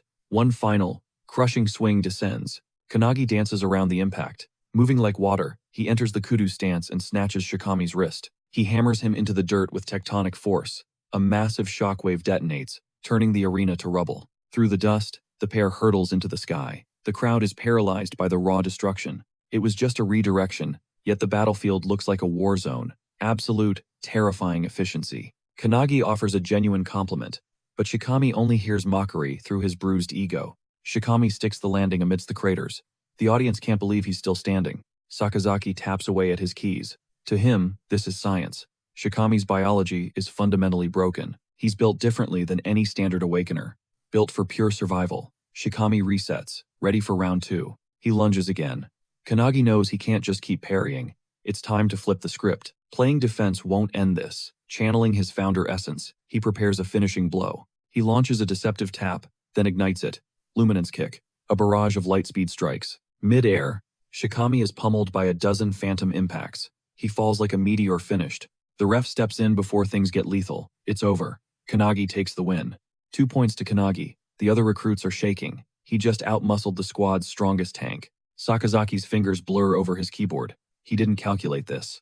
Kanagi's melee game is off the charts. He thought Kanagi would just fade away. Now, he realizes he's facing a major problem. This man is a wall in his path. Shikami finally groans, his vision slowly coming back into focus. He looks up to find Kanagi looming over him, hands glowing with strange, warm magic. Hold still, I'm fixing you up, Kanagi mutters. Shikami is floored. The guy is a healer too? Massive mana, god-tier strength, and now high-level recovery? He's a walking cheat code. Dazed, Shikami asks the obvious. Is there anything you actually suck at? Kanagi's eyes darken. He remembers the faces he couldn't save, the lives his magic couldn't reach. The light fades. You're good to go, Kanagi says, helping his rival back to his feet. Boom! A nearby explosion cuts them off. Kanagi turns, the final showdown has begun. Shikami panics. How long was he out? He expected hours to have passed. Just 5 minutes, Kanagi replies coolly. The other matches kicked off right after their clash. Most were over in seconds. But Sakazaki and Hisagi, they're locked in a brutal stalemate. They're trading heavy fire, refusing to yield. Hisagi slams into Sakazaki, sneering at his lack of special traits. No unique skills? You're a joke of a captain, she mocks. Sakazaki deflects the jab, coolly claiming he's not the type to chase the spotlight. In his eyes, if a mediocre warrior claims the mantle of captain, they're just signing their own death warrant. To him, a true leader must be a master of adaptation, squeezing out every 1% chance to keep their squad breathing. That's his endgame, ensuring he survives where the Makoto squad failed. The words hit Kanagi hard, but Shikami's blood boils at the cold disrespect toward their fallen brothers. He snaps a warning at Sakazaki to shut his mouth. Meanwhile, Hisagi unleashes her lethal chainsword style, kicking up a vortex of raw energy as she lunges at Sakazaki. He catches the blow, but the impact slams him into the dirt. Hisagi goes for the kill, but before the steel connects, Sakazaki just throws in the towel. The instructor calls it instantly, handing Hisagi a hollow victory that leaves her reeling. She's vibrating with pure rage as teammates hold her back, livid that he chose a cowardly exit over a real warriors clash. But Sakazaki simply shrugs, claiming he's just banking his stamina for the trials that actually matter. Walking away, he's dead certain he could have crushed her if he actually tried. But, with Kanagi's eyes tracking him, he's keeping his ultimate cards hidden. Phase 2, the brawling stage, wraps up with Kanagi dominating at 5 points and Tsunobu trailing at 3. A 30-minute breather is called, but the stakes just spiked. In the next round, the bottom 4 contenders will be purged. Amidst the tension, Kanagi scans the crowd for Ichika and Suo, who are still missing. Little does he know, just outside the high-security anti-prophecy walls, Suo finally stumbles in, carrying Ichika and looking absolutely drained. He's completely thrown when she ditches the arena for the courtyard. When he asks what's up, Ichika reveals the scent of fresh blood and a fading aura lingering in the air. It's the ghost of an awakener, slaughtered by something monstrous. Suo's heart stops. If a killer struck here, it means the headquarters' secrecy has been compromised by a predator, even though this place was a ghost. Ichika knows the 12 apostles possess the terrifying power to hunt them down anywhere, leaving Suo paralyzed. He presses for answers, but she just pivots, leading him toward the combat zone instead. Inside, she's certain, the victim was a top-tier squad captain. Yet, the lack of an alarm makes this a deadly mystery. Now, Midori, Ichika, Suo, and Kanagi are all locked onto a single target: vengeance for Captain Makoto. As the candidates lick their wounds and refuel, Sakazaki isolates himself with his laptop. But Kanagi's mood shifts to pure hype as he spots Ichika and Suo finally rolling in. The vibe in the room turns cold as people recognize Ichika, an elite task force legend, alongside Suo. Suo scans the lineup, his stomach turning. Ichika said a captain was dead, yet all 7 are standing right there. Ichika just flashes a dark smirk and pulls Kanagi aside to drop a bombshell that leaves him reeling. One of these captains is a wolf in sheep's clothing, an apostle imposter. The spectral evidence in the courtyard is undeniable. A captain was erased, yet the roster is full, making the entire situation reek of a setup. It's impossible, unless a killer is wearing a dead man's face. There's a mole in their ranks. Panic sets in for Kanagi as the truth sinks in. A captain slayer is breathing the same air as them. If they don't unmask the threat, the bodies will pile up. Ignoring this means inviting a prophecy that spells absolute human extinction. Ichika's grin turns sinister as she suggests the nuclear option: slaughter everyone, to ensure the mole dies too. Suo and Kanagi immediately reject the bloodbath. Their mission: eliminate the traitorous apostle hiding in plain sight. Ichika's eyes spark with vengeful excitement as she notes that facing the 12 apostles is their ultimate chance to avenge Makoto. Those monsters are solely responsible for his death. She questions if Kanagi shares her bloodlust. Memories of his fallen squad and Makoto's tragic end flash before him. He nods, knuckles whitening as he grips his fists.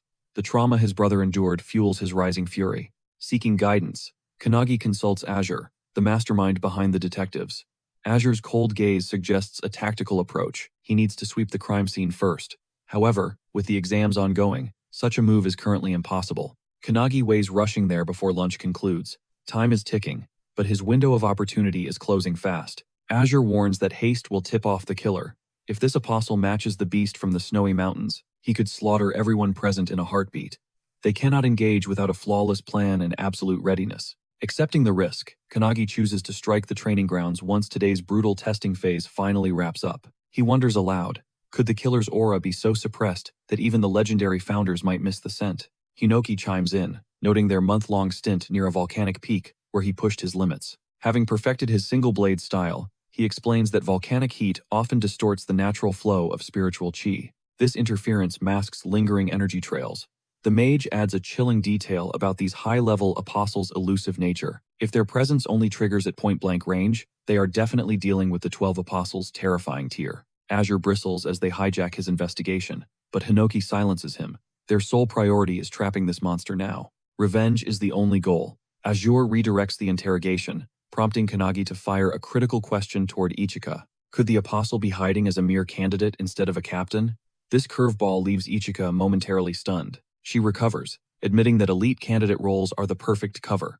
Yet, she warns against ignoring the reigning captains. No one is above suspicion yet. Kanagi nods, his mind already weaving a trap for the upcoming practical test. He bets on a combat trial to flush them out, but fate throws him a massive, unexpected curveball instead. Minutes later, the proctor drops a bombshell. Stage 3 isn't a fight, it is a grueling written examination. Kanagi's heart sinks. Candidates are herded into isolated booths, stripped of phones and any outside contact. The blackout is absolute. Kanagi is now blind, unable to hunt the infiltrator while trapped in this room. The questions dive deep into complex anti-prophecy lore concepts Kanagi barely grasps. Still, his iron will refuses to shatter. Pens down. The results are devastating. Kanagi scores 0 points, while Sakazaki rockets into second place with 3. 4 candidates, Shikami included, face immediate disqualification. Kanagi is drowning in pure academic humiliation. Being the class, failure stings, but as frustration boils, Shikami approaches with a surprisingly warm, supportive grin. He tells Kanagi he fought hard. Ironically, both of them bombed the test with a matching 0 score. Shikami fumes over Sakazaki's perfect marks, but remains loyal, praising Kanagi for clutching that overall first-place rank. He promises to cheer from the sidelines. The big question remains, who will truly seize the captain's throne? Once chosen, the superintendent will scrutinize the new squad to ensure they aren't just a bunch of misfits. Shikami drops some facts. A legal squad needs 7 members minimum. That is a lot of recruiting. Kanagi will need 6 reliable allies. Shikami suggests he start scouting potential legends among the remaining candidates. Placing a hand on his shoulder, Shikami boldly volunteers his services for Kanagi's future elite strike team. He flexes his raw physical prowess before flashing a confident smirk and taking his leave. He wishes Kanagi luck for the endgame. As he vanishes, Azure looms closer, urging a visit to the murder site. Azure's icy confidence sends a chill through Kanagi. The genius detective has already unmasked the traitor. Azure nods, but he needs cold, hard proof before delivering his final, devastating deduction to the world. It is time to flip the script. They are finally taking the fight directly to the 12 Apostles' doorstep. The mage recaps their progress, highlighting how Azure's brilliant mind guides Kanagi through this labyrinth of lies. Hinoki bristles at the mage's cryptic rambling. Little does she know, the mystery weaving is purely intentional. She is just trying to break the tension. Now, at the scene, Azure takes point, leading the final walkthrough. He scours the area. Every clue clicks perfectly into place. With the victim identified, the final piece fits. The killer's mask has slipped. Hearing this, Hinoki finally understands the terrifying truth of their adversary. As one of the 12 apostles, he likely possesses the Book of Doom, the same relic held by his predecessor. The mage questions their next move. But before Kanagi can answer, a violent surge of energy shakes his core. He's pulled into a mist-shrouded realm, where a mysterious old woman waits for him. She acts like a mere passerby, but as she probes his investigation, Kanagi admits a bloody murder has occurred. The killer is a master shapeshifter with terrifying prowess. Hearing this, the old lady narrows her eyes. She suggests hunting the culprit immediately, but Kanagi reveals the monster's identity is already known. It's not a hunch. He has ironclad proof. Yet, he refuses to drag the truth into the light just yet. Baffled, the granny argues that exposing and executing the villain right now is the only logical play. Kanagi counters that it's flawed because they aren't facing one killer, but 2 shadows lurking in tandem.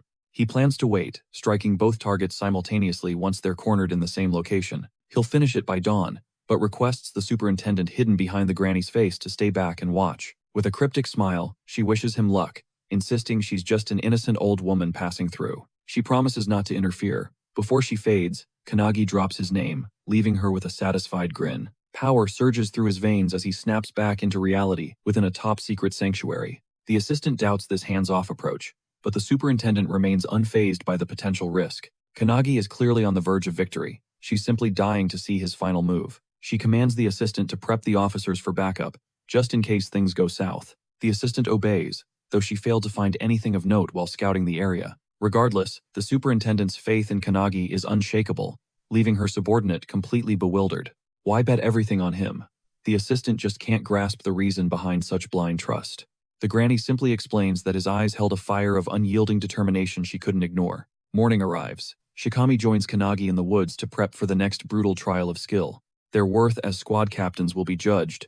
Shikami assumes Sakazaki will flex his strategic genius. Surprisingly, he supports Kannagi instead. Kannagi offers thanks, but then drops a bombshell question. Why did Shikami tank his own exam? A chilling, heavy silence hangs in the air between them. Shikami turns, claiming a change of heart. He'd rather serve a legend than lead a mediocre squad. Kannagi's gaze sharpens. He smells a rat behind that hollow explanation. He accuses Shikami of sabotaging the group to pick off the most promising elites one by one. Hidden in the canopy, Ichika watches, her breath held tight as the tension reaches a breaking point. Shikami smirks, admitting murder is just a necessary tool for a clean replacement. He confesses his mental limits. During the written test, his brain couldn't create it, could only regurgitate stolen data, leading to his failure. Labeling himself a fool, he decides it's easier to just erase Sakazaki's physical existence instead. They enter a clearing, only to find themselves surrounded by the heavy hitters of the captain ranks. Todoroki lies bound in chains while Hibiki stands over him, radiating her usual, arrogant confidence. Hibiki mocks Shikami, calling him apostle and demanding he reveal the face behind the mask. Shikami's voice distorts into something demonic. Meet Eva, the ninth apostle of ruin. She brags about her brain-snatching powers, admitting she butchered the real Shikami for his superior physique. Hibiki sneers, asking if she planned to rot the anti-prophecy from the inside out. Eva confirms the plot, but since her cover's blown, she'll just slaughter everyone in this field. But first, she demands to know who had the brains to unmask her. Hibiki gestures toward Kannagi. He's standing right there, wearing a dark, satisfied smirk. Eva's eyes flare with rage. She never imagined he'd have the guts to stand so close. Erupting with murderous intent, she screams, "Who are you? But how did this chaos even begin?" It started when Todoroki promised to nominate Shikami for captaincy, fueling his ambitious fire. He warned him to keep it quiet until the official reveal. Little did they know, fate was shifting. Sunrise brought a surge of energy as Shikami teased that their secret was loud enough to wake the dead. Word would spread fast, but Todoroki just shrugged it off, reminding him he was easily the heaviest hitter there. With raw strength like that, the captain's seat was basically his. Fueled by that hype, Shikami gave a solid nod. He was ready to give it his all, but during a celebratory fist bump, an invisible blade shredded him instantly. Shikami's life snuffed out inches from Todoroki's face, leaving the warrior paralyzed as his world turned into a nightmare. Then, a chilling voice cut through the silence, laughing at how pathetic the standard of their elite units was. Was this really a candidate for the anti-prophecy unit? The mysterious shadow didn't even wait for an answer. She spat that their strength was nothing but a hollow lie, built on borrowed artifacts and someone else's power. Emerging from the gloom, Eva of the 12 Apostles introduced herself, her eyes gleaming with a twisted curiosity. She approached Shikami's corpse, igniting his heavenly demon skill to hijack his very essence and claim his shell. As she began the ritual, Todoroki's rage exploded into a devastating Vajra punch, obliterating the intruder into a crimson mist. He stood there, gasping for air, tears of fury blurring his vision, until a slow, rhythmic clapping echoed from behind. The dead man was standing, Shikami was applauding, mockingly impressed that his master could take down an apostle so easily. It was the perfect, loyal student act. Todoroki spun around, eyes wide, seeing his friend alive against all logic. But before relief could set in, Eva wearing his friend's face swung her blade and cleaved Todoroki in two. Grinning like a demon, she unleashed a necromantic artifact, dragging Todoroki's soul back to serve as her mindless puppet. Bonded by her dark will, the hollowed-out Todoroki bowed, acknowledging Eva as his new, supreme master. He didn't get another word out before a brutal slap sent his head spinning a full 180 degrees. She snarled a correction. He was to call her Shikami, making sure her perfect disguise stayed absolutely bulletproof. The puppet nodded in silent obedience, and their chilling laughter rang out through the blood-soaked clearing. Back at the scene of the slaughter, Kanagi and Azure were busy picking through the wreckage for clues. Azure unleashed his secret weapon, theatrical detective, forcing the very flow of time to rewind and reveal the truth. The skill replayed every gruesome detail like a movie, giving him a front-row seat to the horror that unfolded. But it wasn't free. Azure had to hold the physical evidence and solve the puzzle with his own intellect. He couldn't just watch. He had to connect the dots and name the killer himself to make it work. It could even show him crimes before they were committed.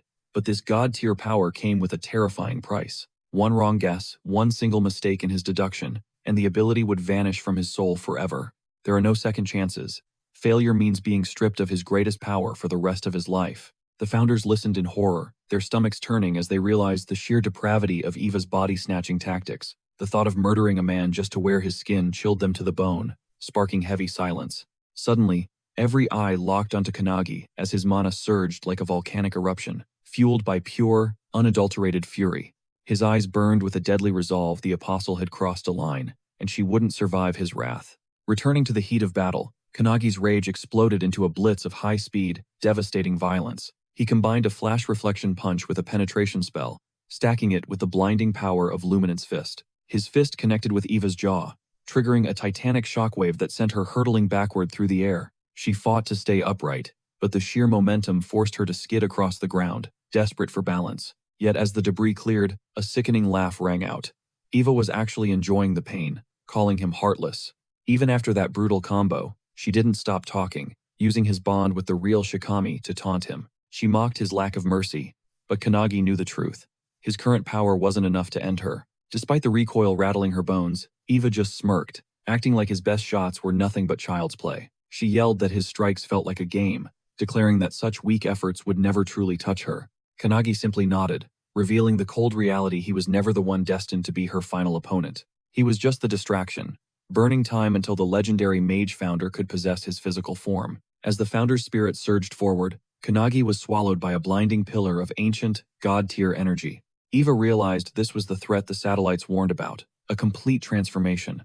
Instead of fear, she felt a thrill, grinning as she summoned a sky full of "These aren't humans, they're hollow puppets," mere flesh suits Eva harvested from her previous victims. Cackling with malice, Eva brags that every single mummy packs the same monstrous power as Shikami. She dares them to step up. Hibiki scans the battlefield, counting at least 100 of these ghouls. Each one is a top-tier threat, leaving nearby candidates paralyzed with fear. Inside his mind, Kanagi watches, horrified. It is sickening to see Eva desecrate the corpses of those she crushed. Beside him, the ancient mage speaks. She senses a shift in him and maybe the founders too. Suddenly, the mummies dive toward the earth. The mage piloting Kanagi's body scoffs at Eva's arrogance. With a flick, she detonates a web of lightning. The sky erupts in static as every mummy fries midair. Eva freezes. The mage finds this display insulting. She incinerates them before they can touch the grass. As charred remains rain down, Eva stares in pure disbelief. Some train decades for perfect aim, but Kanagi just erased an entire army without even blinking a sweat. Every bolt found its mark with zero wasted movement. Watch closely, the mage commands, and learn. Despite this frail vessel, her arcane mastery remains flawless. Drawing him in, the mage drops a heavy truth. Kanagi chased power for ego, but the founders were itching to unleash their true might through him. He is lost, unable to grasp her words. She continues, noting how Kanagi was once blinded by ambition. All he cared about was climbing the ladder of strength. Meanwhile, the founders were becoming obsessed with him. They are high on his insane potential. But witnessing the death of a loyal friend changed everything. She can feel the raw, soul-deep fury burning inside Kanagi now. She gestures toward the hyped-up founders. They are fans of the new you, she smirks.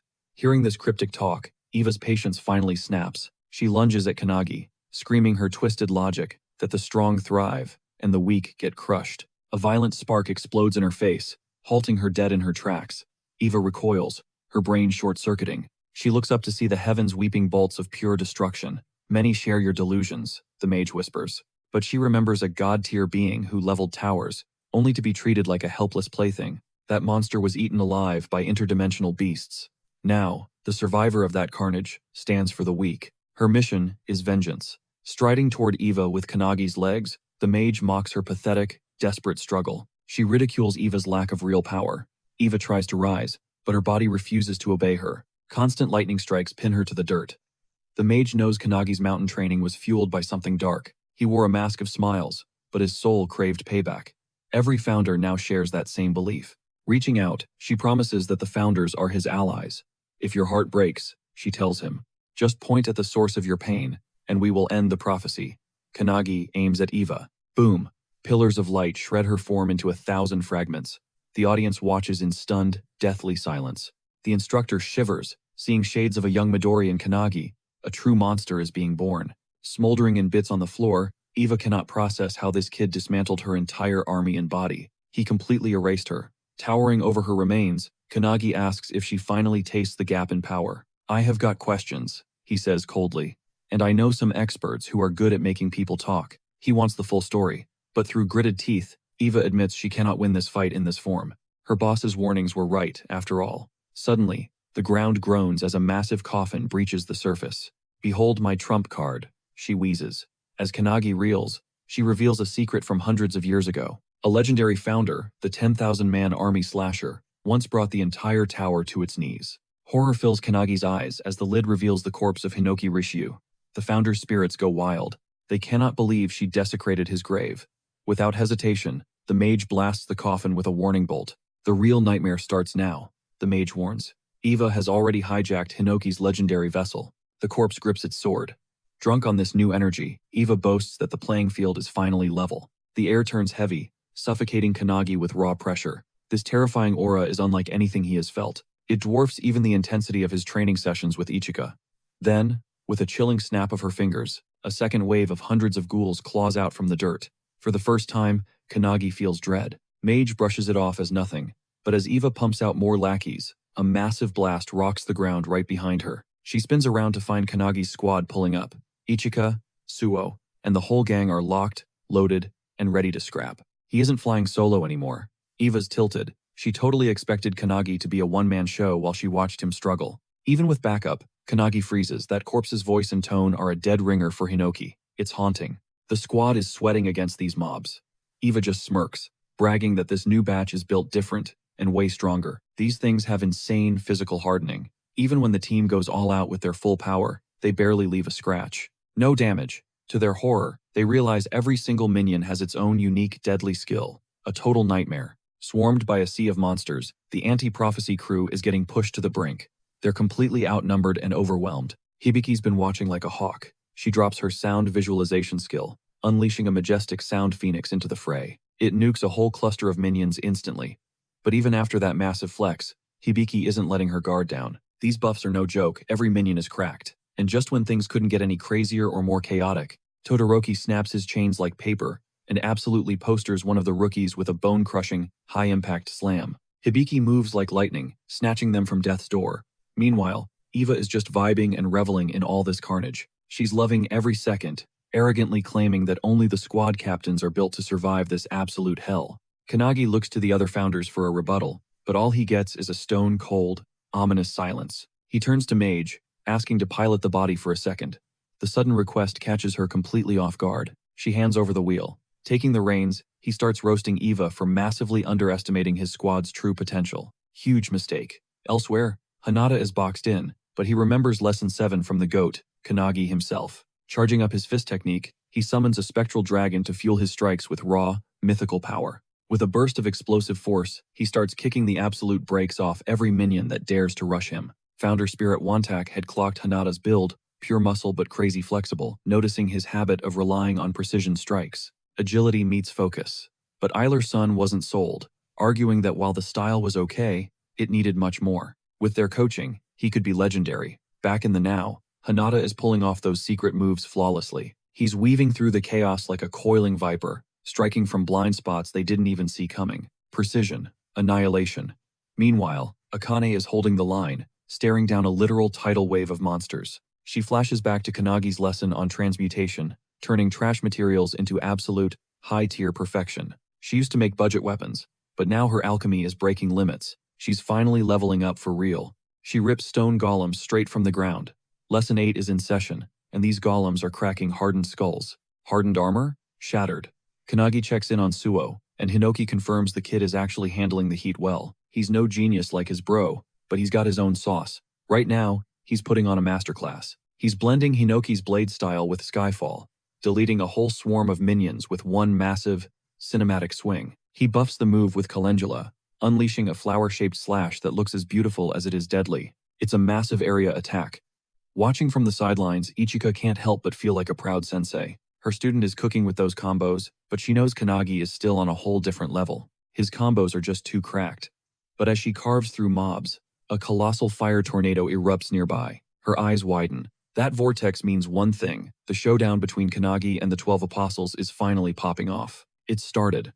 But as she stares into the flames, her shock intensifies when she sees who's actually fighting. Kanagi is squared up against the legendary founder, Hinoki herself. Meanwhile, Eva charges in, like a heat-seeking missile. She's flexing Hinoki's blade arts, but our boy just weaves the strike like he's got Ultra Instinct active. Pure precision. She whiffs the hit, but the raw power of her strike absolutely vaporizes the ground below. Ground? Gone. Kanagi doesn't blink, firing back instantly with a high-voltage thunderbolt from Mage's arsenal. It barely tickles her. Eva claps back with her dice slash, literally dicing the entire battlefield into cubes. She shreds her own minions without a second thought.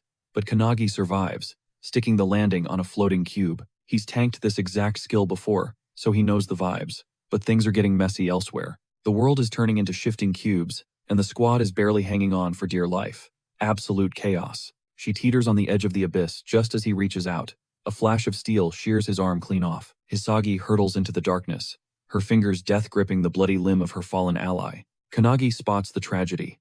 Instantaneously, he weaves a sphere of light, snatching them from the jaws of death. Anxiety gnaws at the mage spirit as she looks to Hinoki, desperate for a path forward. Hinoki remains ice-cold, shrugging off the responsibility, and leaving the ultimate choice to her whims. As Eva ignites the splitting cloud, a cataclysmic energy beam erupts, swallowing the world in blinding light. The sheer insanity of the spectacle leaves even Captain Hibiki completely paralyzed with shock. Eva revels in the Founder's raw potential, intoxicated by the lethal efficiency of her stolen vessel. This form was forged for war, yet Eva craves more, hungry for a power that transcends limits. She triggers the secret art, Indomitable, only for her heart to stop, as Kanagi catches the blade bare-handed. Hinoki watches with bored eyes, while Mage sneers that a lion's body can't save a sheep's soul. Eva's rage boils over, screaming at the insult to this legendary form's supposed invincibility. Frantic for more power, she claws through Hinoki's subconscious, hunting for a forbidden killing blow. As she plunges into the abyss of his mind, tears well up from a terror beyond human comprehension. She witnesses the ancient era of towers, a traumatic past that breaks her very soul. The vision is pure insanity. She watches Hinoki cleave through a massive skyscraper with a single flick. Every godlike feat only makes him more hollow, his humanity eroding with every life he takes. She can't fathom how a mortal man attained the wisdom and lethal precision of a god. His past is a graveyard of severed titans and butchered legions, an endless cycle of carnage. He cut the oceans and scarred the planet itself. The sheer gravity of his sins crushes Eva. Her spirit crumbles under the weight. Where can she run? How can anyone surpass this monster? The pressure is suffocating. Her consciousness begins to crack, spiderwebbing into a million jagged pieces. Hinoki watches her dissolve with chilling indifference, casually suggesting she simply let her soul shatter. A warning echoes. If her spirit snaps, she'll become a mindless engine of absolute slaughter. Then, the nightmare begins. Her soul ruptures, unleashing a shriek that tears through the fabric of reality. The shockwave hits distant Takasaki, triggering mass panic and an instant, citywide evacuation order. Terrified citizens look to their screens. The epicenter of this divine aura is Nagano Prefecture, over 100 kilometers away, yet the tremors of her agony send the world into chaos. Whispers of the apocalypse spread as people fear a true demon has finally awakened on the battlefield. Boulders float as her scream vibrates the earth, her suffocating presence pinning everyone to the dirt. The weak choke on the heavy air, their lungs failing as the atmospheric pressure turns lethal. Kanagi bellows for Hinoki, but the phantom remains unfazed, lounging amidst the total devastation. He nonchalantly passes the torch to the mage, who accepts the burden with a grim nod. As the berserk Eva stalks forward, Mage rolls up her sleeve, exposing the glowing seal of truth. She vows that with Kanagi's frame as her weapon, a single strike will settle the score. The seal ignites, bathing Kanagi in celestial light, while Akane watches in stunned silence. The alchemist spirit awakens, commanding them to witness the birth of a miracle. He declares that all paths, whether mystic or scientific, lead to the same ultimate realization. Now, Kanagi shall grasp the divine sacred symbols begin etching themselves into his very skin. Can a mortal vessel contain the weight of the universe? or will he simply disintegrate? Eva's soul is gone, leaving only a hollow, vengeful echo to pilot her physical shell. She moves with the terrifying grace of a predator, driven solely by raw, animalistic bloodlust. This mindless void is the truth ignorance, a state Hinoki discarded lifetimes ago. Pure malice erupts from her, a pitch-black aura that warps the very fabric of space. Mage looks on, glimpsing a dark timeline where this unbridled power consumes everything in existence. It promises total annihilation, erasing Kannagi and scarring the entire continent in its wake. Eva is the literal harbinger of the apocalypse. Sensing the looming doom, Kannagi braces for the ultimate impact. He spots the fatal flaw in the vision. Mage immediately triggers her eyes of truth to neutralize the threat. This ultimate counterskill radiates such raw power that the very fabric of reality begins to tremble and crack. The pressure is suffocating. Eva surges with abyssal energy, unleashing a devastating strike aimed straight at Kannagi's heart. He shuts it down instantly. Shocked, Eva finds her wrist trapped in his iron grip as Mage ignites a blinding light. A supernova erupts between them, consuming the battlefield in a radiant blast. When the thick haze finally clears, Eva is nothing but a scorched skeleton, yet Kannagi's hand never lets go. Speaking through his shell, Mage prepares the end. She whispers a final farewell to Eva's fading soul as the wind scatters her ashes. The founders witness this, their resolve hardening. But Hinoki stands up, visibly tilted that his soul and physical form have become totally disconnected from each other. Mage smirks at Kannagi, questioning if this brutal demonstration gave him the inspiration needed to transcend his current limits. Snapping back to reality, Kannagi is stunned to find his squad erupting in cheers, celebrating him like a legendary hero. They think he slayed the beast. Yet, Ichika is stressed. Kannagi didn't even draw his blade to end the fight. She fears her lessons were useless. Meanwhile, Suo goes wild, praising Kannagi for incinerating such a high-tier threat in seconds. A total one-shot. But Akane sees the bigger picture. She realizes Kannagi didn't just win, he completely dominated. He fully dismantled the enemy's abilities, making them worthless. This god-tier play makes Akane tremble in disbelief. She wonders if a mere mortal can even reach that summit. But instead of fear, a new fire ignites within her. She vows to reach that same level. Meanwhile, the instructor is panicking over the massive crater left in the arena. This was supposed to be a simple test, but it turned into a total disaster. Even Todoroki has been flatlined. The instructor is fuming, realizing the massive headache of organizing a redo. As the team regroups, something catches their eye. A mysterious glowing circle appears, sparking terror. Even the instructor is frozen in total shock. Plot twist, it's the superintendent. Kannagi instantly recognizes her as the mysterious old woman from his inner subconscious realm. Even her own assistant is baffled by her sudden arrival. No one expected the top brass to show up here. Then, the unthinkable happens. The superintendent drops to her knees before Kannagi, claiming she's been awaiting his glorious return. She reveals she has waited centuries for the founders to resurface, and now, they are finally standing right before her. The crew looks to Ichika for an explanation. She coolly notes that while it's their first meeting, they should have anticipated this. Ichika identifies her as a legendary anti-prophecy founder, the absolute highest authority within the entire Japanese branch. Suo snaps they know her rank, but the actual mystery is far more confusing. Why is a legend kneeling to a rookie? Ichika is clueless, and Kannagi is just as lost as the rest. He wonders how that mysterious vision became real life.